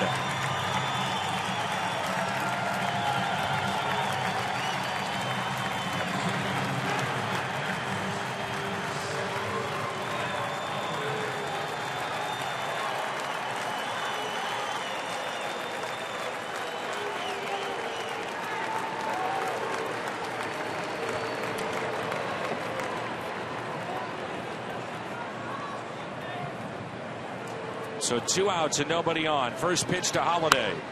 Line foul. That caught a fan. Yeah. Oh, the pitcher Jimenez went down. He saw it. This has been a scary night here at the ballpark. We've already seen the pitcher, Jimmy Nelson, take one off the head, a line shot. But this one catches the fan. And Matt, the umpires, everybody saw this one, and it's like you're talking about Tommy Pham. All of a sudden, it's kind of an at-bat what you're looking forward to. All of a sudden, it's taking on more of a grave effect. You see the pitcher. Look at his reaction. The gentleman in that blue shirt. Yeah. But 3 or 4 rows up. Had medical attention to him, but it like everybody caught him face high. Everybody is stopped. The umpire making sure that Jimenez is okay as he hit the dirt. The mound is, that was his reaction. My goodness.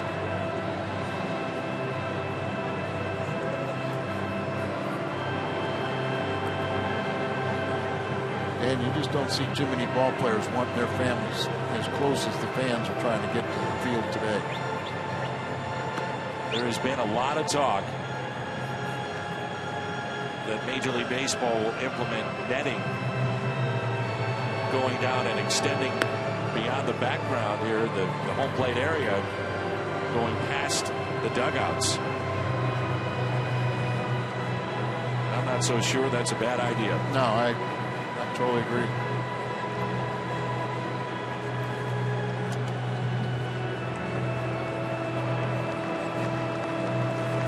Owners or something players are very cognizant of and want to make sure they're starting to clap in that area, so hopefully the fan is okay. So look at Matt Adams, and Holliday is pinch hitting for Adams here. Last game was in late July. the 29th against the Cincinnati Reds as he was running down the first base line and trying to come back.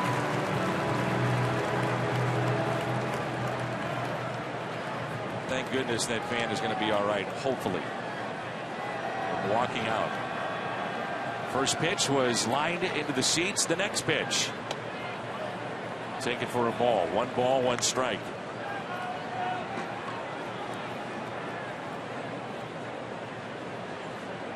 Right-handed batter, you watch down the right field line. Left-handed batters down the left field line. You got to really pay attention. Here's a 1-1.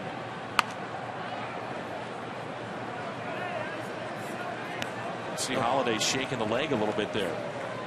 1 ball and 2 strikes. Like you said, you just cannot simulate game action. You just everything that you do is at a quicker first step, first movement.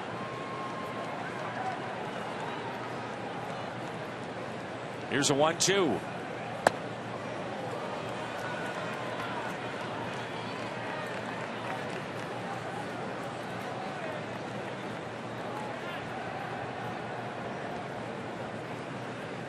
Just wonder how comfortable he truly is in the batter's box. How that leg is feeling. The 2-2. He's taken a couple of borderline pitches for balls, and it's 3-2.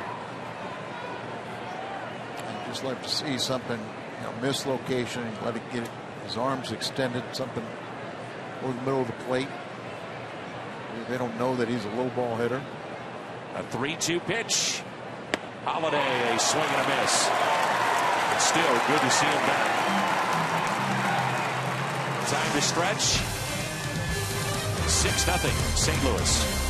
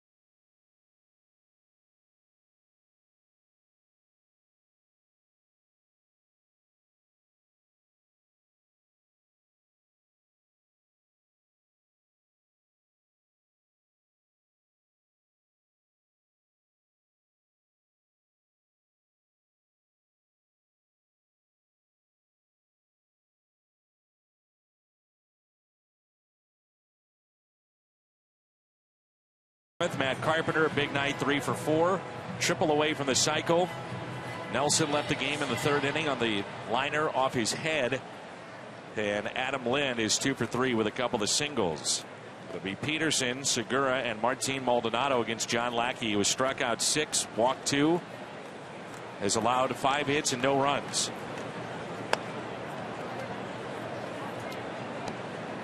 Peterson a chance to play way more than he was at the beginning of the season when he had Gerardo Parra here. He's now with Baltimore. Carlos Gomez is now with Houston. As Peter Borges is into the game in center. Tommy Pham shifting from center to left. Moss from left to first. Good breaking ball, 1-2. Lackey just out there. You mentioned he's given up 5 singles. More than 1 in an inning. And a swing and a miss to start this inning. 7 strikeouts for John Lackey. who has passed 150 strikeouts here tonight. And if he finishes this inning, it is 200 for the season. 7 strikeout here, a little slider, but struck out 10 his last start in 7 innings in Cincinnati, so he's finishing strong. Ground ball that's hit to third. Carpenter, 2 down. You think about John Lackey, for a lot of fans, you also think about Joe Kelly, Alan Craig. Joe Kelly this past week was shut down for the rest of the year with shoulder tightness, but pitched really well in the second half. Had 8 consecutive wins and went 10-6 with an ERA just under 5. And Alan Craig was called back up. Joe Kelly redeemed himself, and he went down to the minor leagues for a while. He had a rough start. And let's hope Alan Craig figures it out. Just too good a guy and just too good of a hitter to kind of lose it so quickly. Lackey's spot is 4 away in the Cardinals lineup. This is only pitch number 85. You know, we talk about it. He can go out there and have some real efficient innings, but he averages one of the top pitchers with the fewest innings he throws per start. His average is 14.4. That's second best in the National League at the fewest pitches per inning. So if you're Mike Matheny, do you take him out after 7 strong and buy an inning or 2 here, or do you say go get him for 1 more inning after this? The 1-2.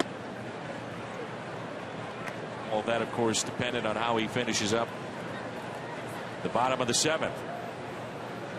I think Mike and John Lackey, as the season has gone along, they've really kind of come to an understanding as to the National League is a little different than the American League with the DH when you come out. That's 8 strikeouts for John Lackey. He making it look easy here tonight. We head to the 8th, 6-0.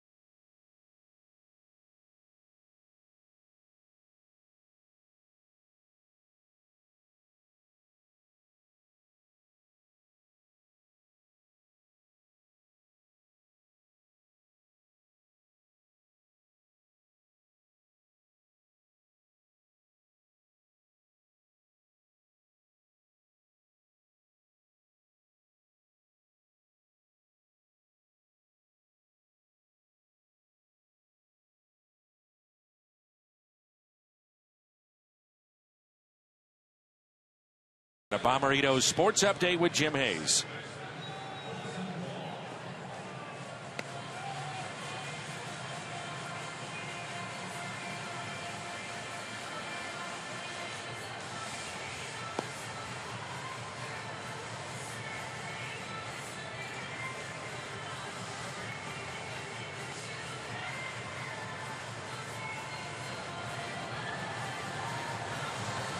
Jimmy, thanks. The Cardinals will have the luck of the Irish on Wednesday, September 23rd. The Reds will be in town, and it's halfway to St. Patrick's Day. Fans purchasing a special theme ticket receive a limited edition St. Patty's Day theme patty cap. Get your tickets now at cardinals.com/theme. Inside to Colton Wong. Second inning of work for Jimenez. How about John Lackey? He struck out 8. 6 of those 8 have come in the last 3 innings.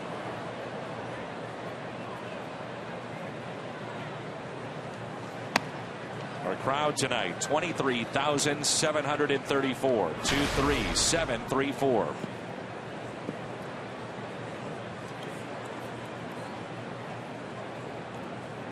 Steve Cishek is throwing in the Cardinal bullpen. 2-1 the count.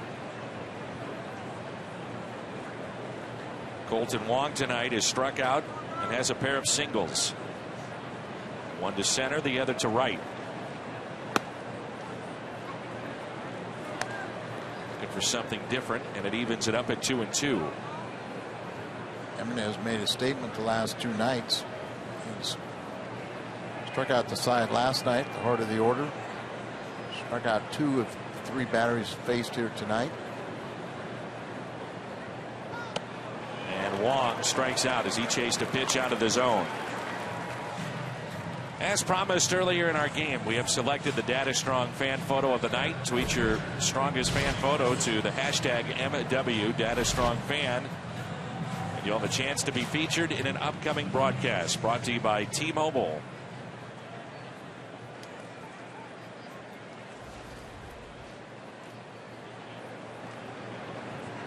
Cardinals have struck out 9 times tonight, but they lead 6-0.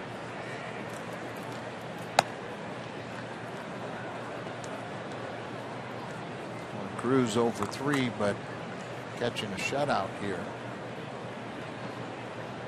Has to be calling a good game. Really nice when Yachty needs a rest. You can throw out Tony out there and don't miss a beat.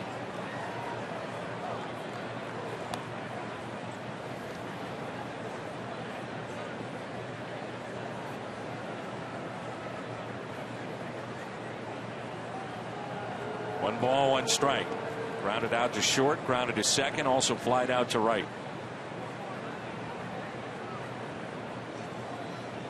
It's a pretty famous day in St. Louis Cardinals history.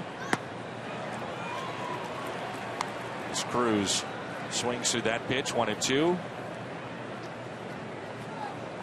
1938, he signed as a pitcher, then made his major league debut today, September 17th, 1941. Stan the Man Musial. 331 career average, 7 batting titles, over 3,000 hits. The greatest Cardinal of them all. What a great deal on Cardinals tickets. Fill up at Phillips 66 with 8 gallons or more. Now until September 24th, you'll receive up to 50% off on a pair of tickets to a Cardinals home game. For more information, visit cardinals.com/Phillips66. What's going on with Jimenez? Retired all 5 batters he's faced tonight. The last 4 with strikeouts.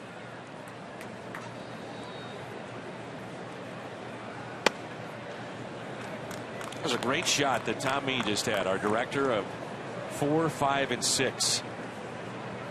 The back of the jerseys there. Molina, Pujols, Musial. 7 is Holiday.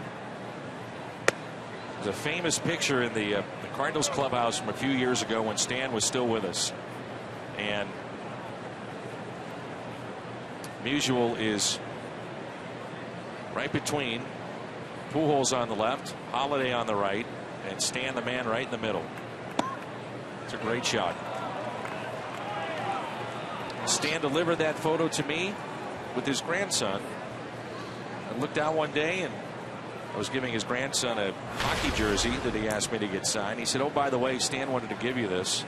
Merry Christmas to you, Dan. Stan the Man is in my driveway." Yeah. Brian Schwarzy. Hell, Stan the Man in my driveway. I understand that.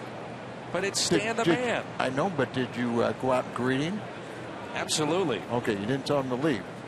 Oh, no. I said, "You want to stay for dinner? What else do you need?" I was fortunate enough to be in a couple cruises with Stan and Lil. What a gentleman. Oh. I always said that, and I have the greatest respect for Stan Musial, but after I say this, you may question it, but would have been torture with Stan, but I said every major league player should spend a week with Stan Musial to learn how to treat the fans properly. He was amazing. Oh, he was great. I was on a cruise one time, and I helped Lou get seated. She wanted to go to the after dinner, the entertainment, and he said, just help her, get to her seat and everything, and just, she'll be all right. She'll find me later. And so I sat there and walking back. He said, don't stay with her. You go do what you want to do. And I walked by, and he walked into an open room. He said, hi, I'm Stan Musial. Can I sign autographs and play my harmonica for you? Oh, man. Just a group on the ship that he didn't know, but it's great. He just loved the fans and knew how to treat them right. 3-2 pitch to Moss. I think I had the last piece of video that he ever played on video or on camera with Stan playing the harmonica. They asked me to come over to Stan the Man Inc. and had to deliver some items over to Dick Zitzman, our good friend, who does such a wonderful job in representing so many different players and was his business partner, Stan's, for a number of years. And they said, hey, Stan wants to play the harmonica. He's feeling up to it today. Some days he did not, obviously. He didn't feel up to it, but that day he did. It was wonderful. Moss, a 2-hit night. Good to see him get a base hit off of this left-hander who's been special the last couple nights. Struck out 7 of 8 batters prior to this base hit. Takes it back up the middle. There's Grichuk now getting a chance to pinch hit. Tomorrow on Toyota Cardinals Live, our pregame show, bring you another edition of Redbird Wild Rides featuring Carlos Beltran. Toyota Cardinals Live tomorrow at 12:30, followed by Cardinals and Cubs at 1, right here on Fox Sports Midwest. Great job by Lackey tonight. Grichuk pulls it foul. Well, you see these guys coming back, and it's been talked about among the fan base, among us before the game, the 25-man roster, and some very, very tough decisions coming up. I mean, this team could get to 100 wins and have more question marks than the team that's in last place. Well, they're good question marks. There's just too many good ball players to reduce it down to 25 for postseason rosters.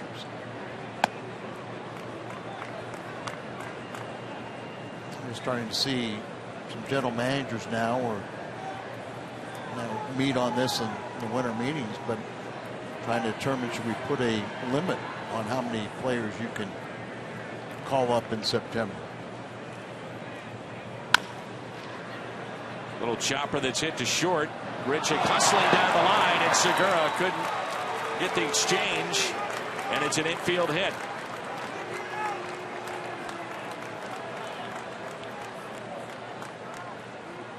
Segura could have been charged with a couple other errors, but here I will buy this as a base hit. Comes in hard, scoops it up, but just lost the handle on it. And Grichuk running hard, and it paid off with the infield single. Milwaukee has committed 3 errors on the night. And we got Carpenter only missing the triple for the cycle. Last to do it, Mark Redzelanek in 2005.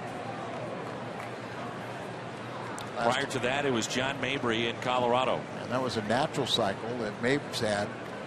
Single, double, triple, home run in order.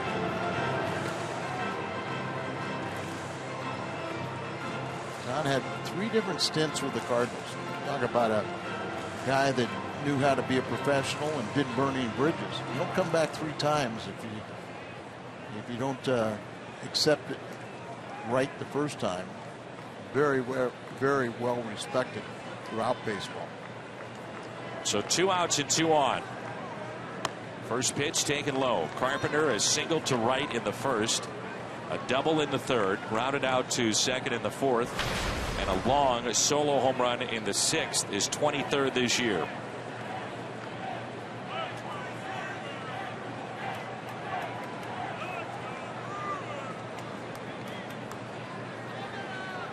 Here's a 1-0 pitch. Cardinals have had a number of chances to have an individual hit for the cycle this year. Hayward a couple of times, Tommy Pham, and tonight a chance for Matt Carpenter.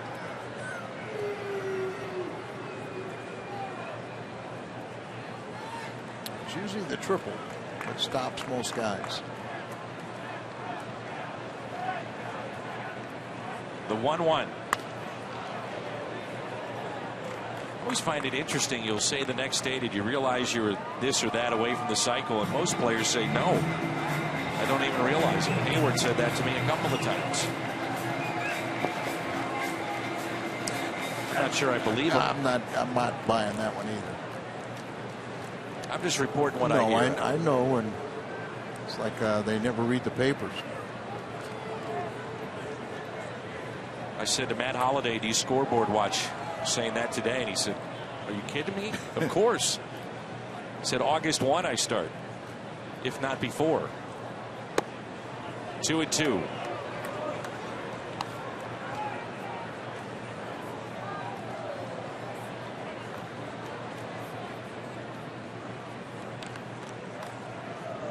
That's another one too, Dan, that if they tell you they never watch the scoreboard. Some guys start game 1. I'd be one of them. Exactly. We do it. You know who you're going to be facing or who you have to beat.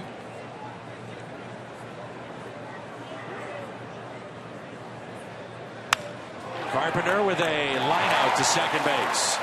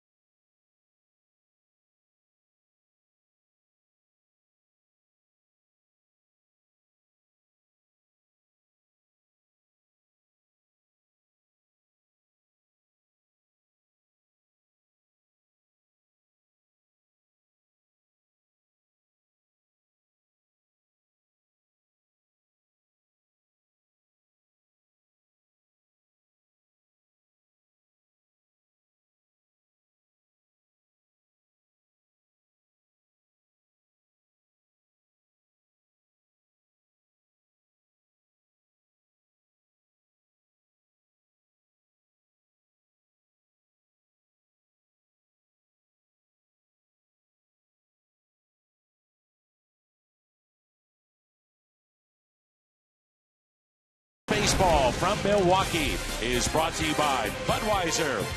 Make a plan to make it home. And by Ford, the official cars and trucks of the St. Louis Cardinals. It's an interesting routine every time that Steve Cishek goes to the mound. He'll finish up his warm-up tosses, then reach into his back pocket. And he has a Bible verse. Different Bible verses every time. He says it does it to help him focus. Very religious young man. Puts it back in the pockets. Not the same one every time.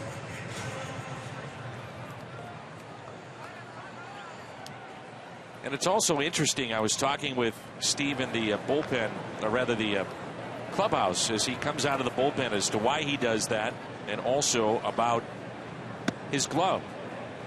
And major leaguers get to have their gloves with their names stitched on it. That one is Manuel Dominguez. I said, I noticed this when you came over to St. Louis. I had not prior to this year when he was in Miami, and he said that is the name of his grandfather who passed away in 2003, and he was very close to him and always thought that he wanted to do something to remember him when he was out on the mound or playing the game. So instead of putting his own name there, he put his grandfather's name, who passed away in 2003, and that's why he has it. 2-2 the count on Domingo Santana. 52nd appearance in our Chevy Colt of the pen for Steve Cishek. 20th appearance with the Cardinals. And he's been very good. No record, but a 1.69 ERA in those 20 appearances. Probably the toughest thing is trying to get some of these guys to work, get enough of it.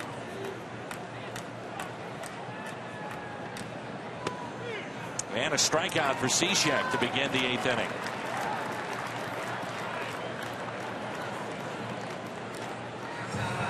Cardinals pitching has been fabulous here tonight. John Lackey struck out 8 in 7 innings as he gave up just 5 hits, no runs, all singles.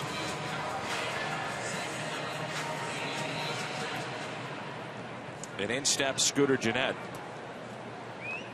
On base twice with a walk and a single. A high fly ball lifted to center field. Peter Borges near the track, 2 down.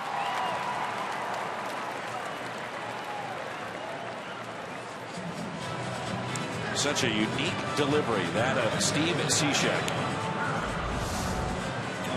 Goes all the way down. We saw Pat Neshek last year, National League All-Star pitcher for the Cardinals, and kind of threw down Laredo and how effective he was, just altering and a different release point than all the other Cardinal relievers. And so Cishek was had his problems early in the year with the Marlins, and that's why they got him in the trade. He's pitched well. You would think that a guy that throws sidearm like this, that would left-handed hitters would have an easy time against him, but that's not the case. He really does get the lefties out. Lefties this year against Cishek are batting 125. Righties just 220, and that's with some of the problems he had earlier in the year with Marlins. Line to center field, but there's Borges, and he's got it. So 1-2-3 inning for Steve Cishek. We head to the 9th. Cardinals on top, 6-0.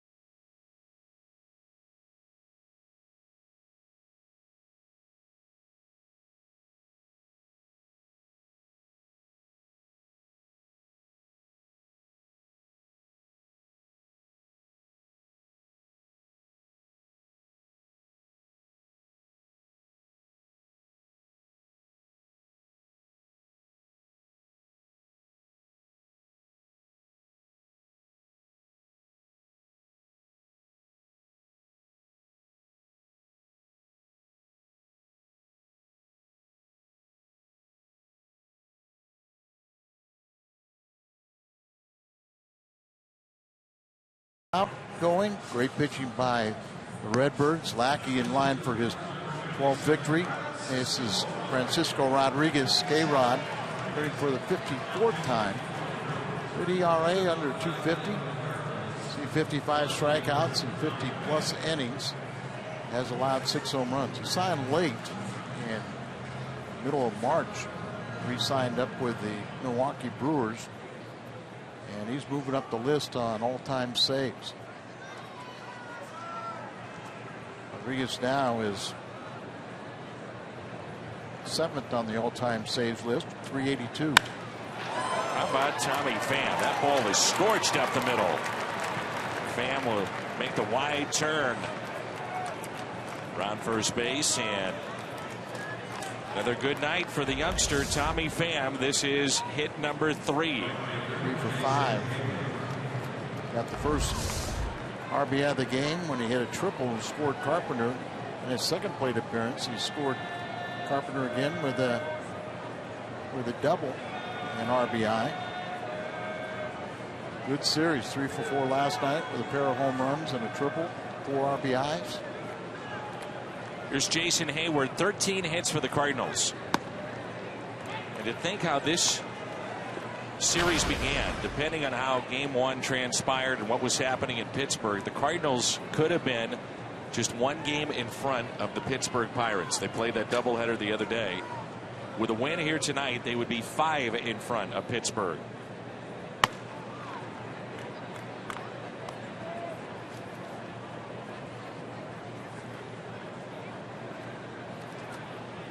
"17 total bases the last 2 games for Tommy Pham. A couple of home runs yesterday. 2 triples. 1 yesterday, another tonight. Breaking ball is chopped foul.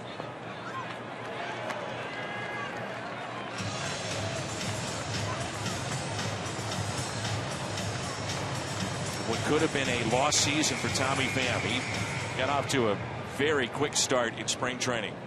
First 7 to 10 days, he was arguably the Cardinals' best player. And then he went down for the first of 3 quad injuries this year by the Cardinals and missed the rest of spring training, April and May of the regular season in the minor leagues.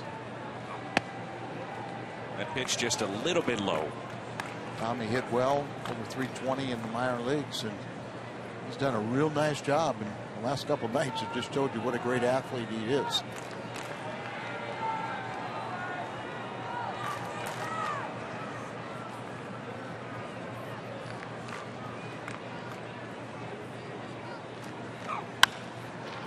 Double play ball, 6-4. 3 on the double play.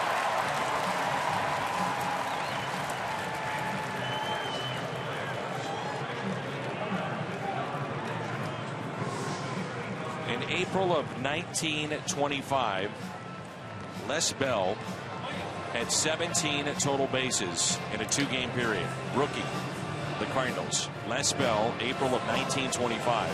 So Tommy Pham has matched that here in 2015. 90 years ago. A few rookies in between, haven't there? Here's Greg Garcia. And this guy has turned out to be a heck of a pinch hitter. Leads the ball club with pinch hits and not many opportunities. But Garcia is 8 for 20 as a pinch hitter, leading the Cardinals with pinch hits.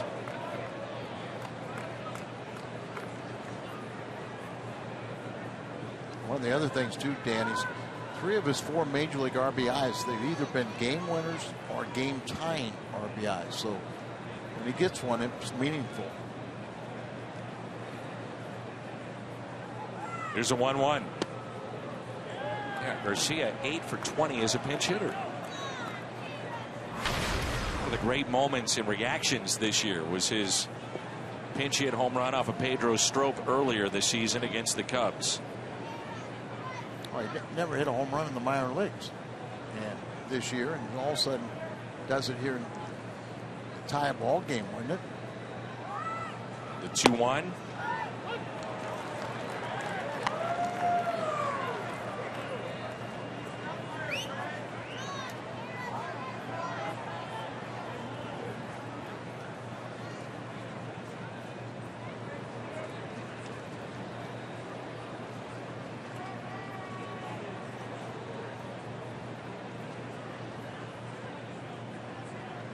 The 2-2.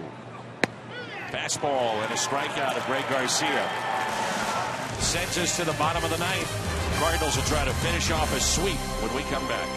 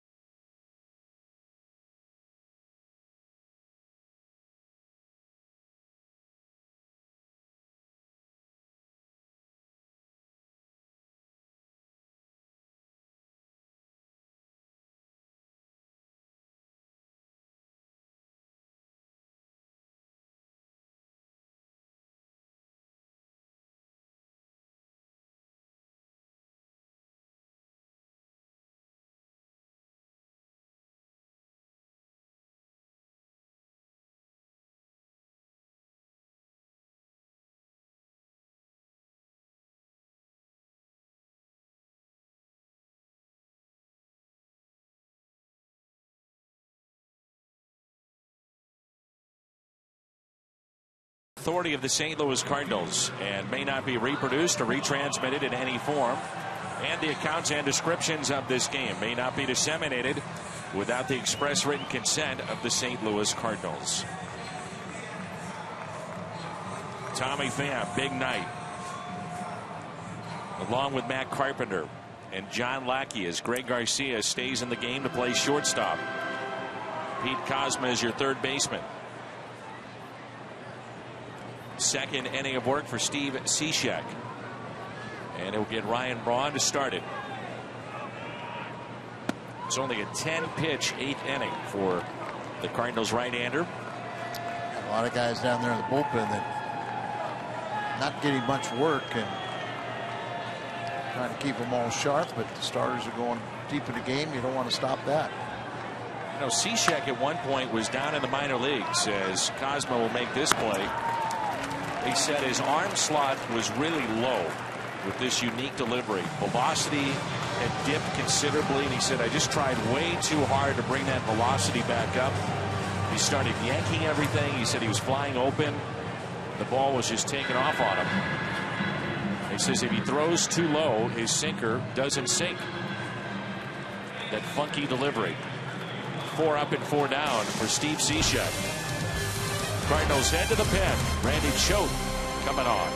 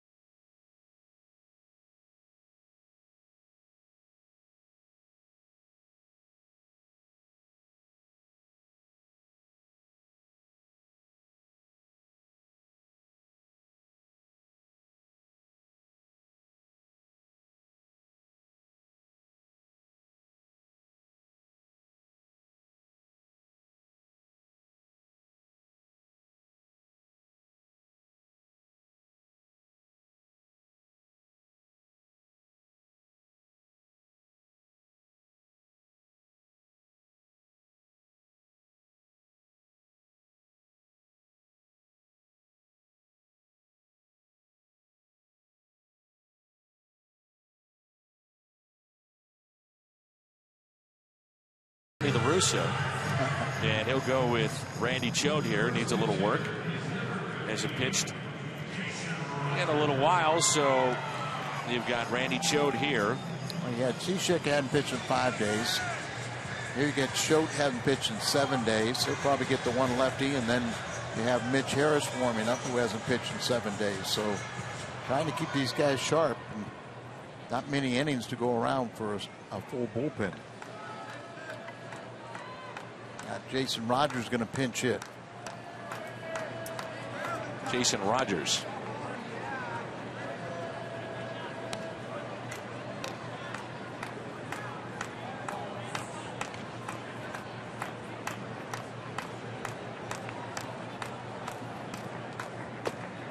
Taken low, and it's 2 balls and no strikes. Cardinals will have tough decisions with this bullpen as well. Cishek, Broxton, Villanueva, Belisle now healthy, Rosenthal, Manus. Got Choate and Segrist. 2-1 the count. Cardinals have gone with 12 pitchers most of the year. Never less than 12, but they don't really need 12 pitchers on a postseason roster.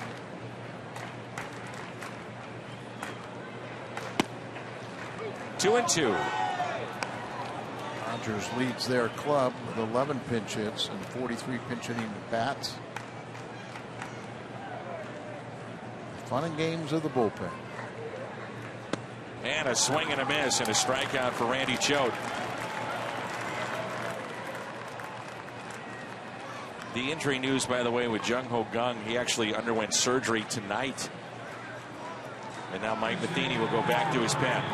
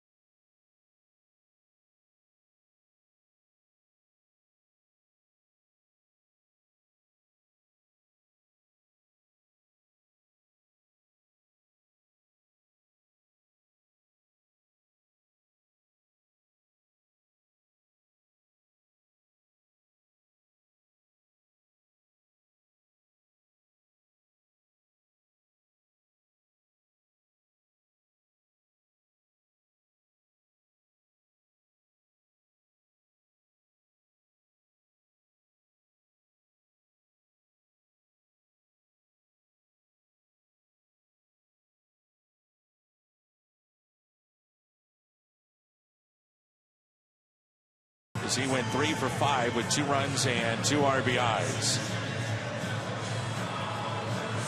Mitch Harris is our Chevy call to the pen in appearance number 25. They'll try to record the final out this ball game tonight. It's been a full week since he has pitched. Try and keep him sharp. He's on a little scoreless streak here. 9 straight scoreless games, covering 10 innings.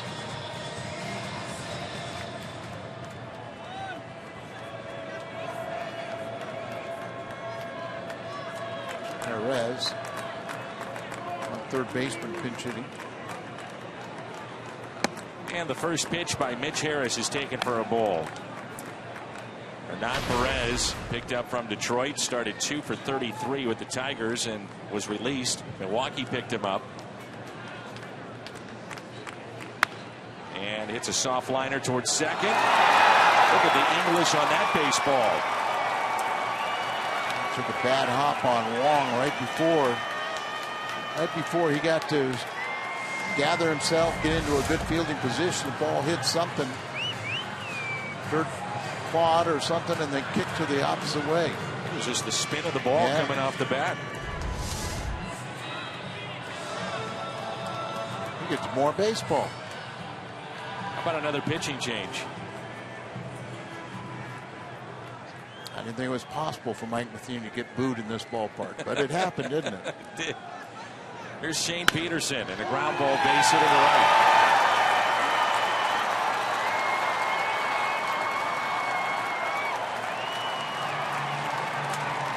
Runners at the corners. Remember, the Cardinals have shut out the Brewers 5 times this year and going for number 6, and they're 1 out away from doing it. Cardinals are 14-12 in shutouts to this point. You really do want to get another shutout. I mean, so that's everybody's pulling for Mitch. Here is Gene Segura with runners at first and third. Strike one.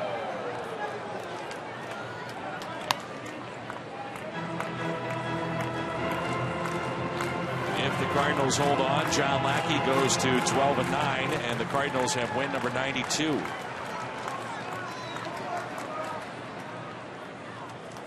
The 0-1.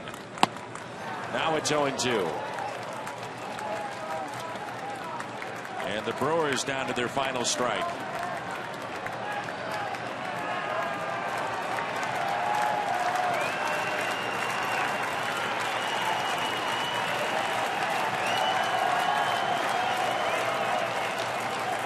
Here's the 0-2 pitch from Mitch Harris.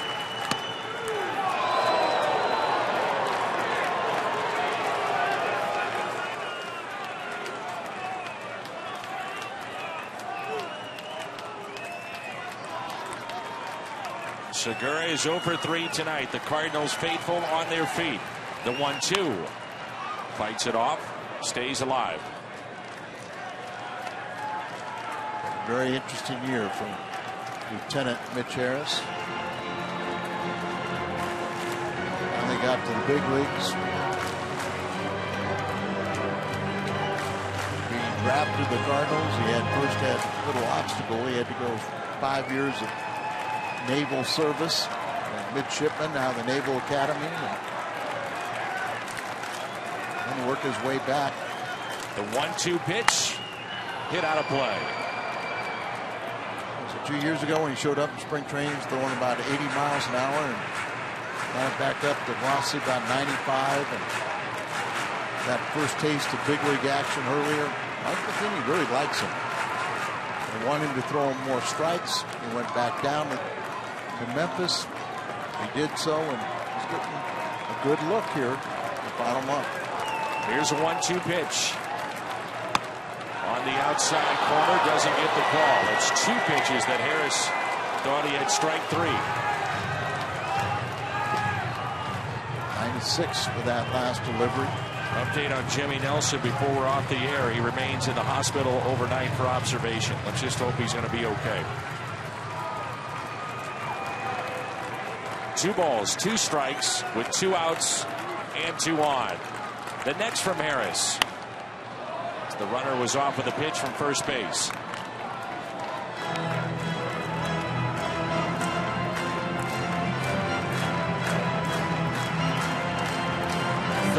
Hit attack. Cardinals have out hit the Brewers 13-7.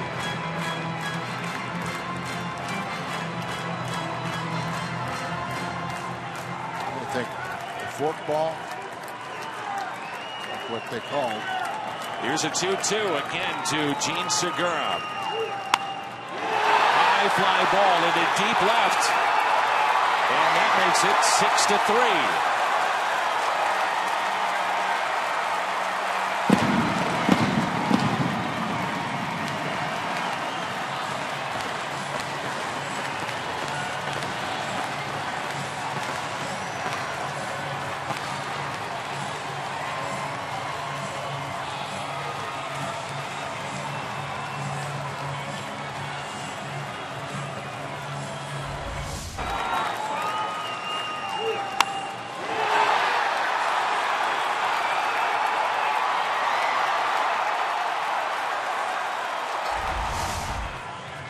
see the frustration there with Mitch Harris towards the home plate umpire, and he thought he had strike 3, and a couple of those pitches didn't go his way, and so now it's 6-3.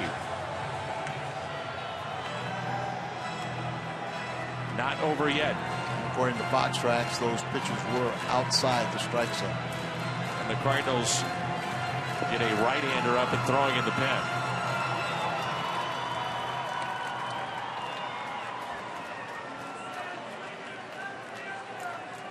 Rosenthal.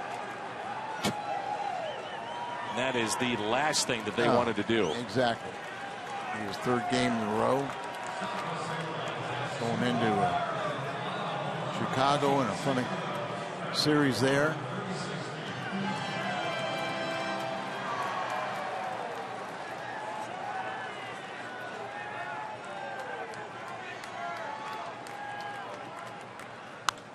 Strike 1 on Martin Maldonado.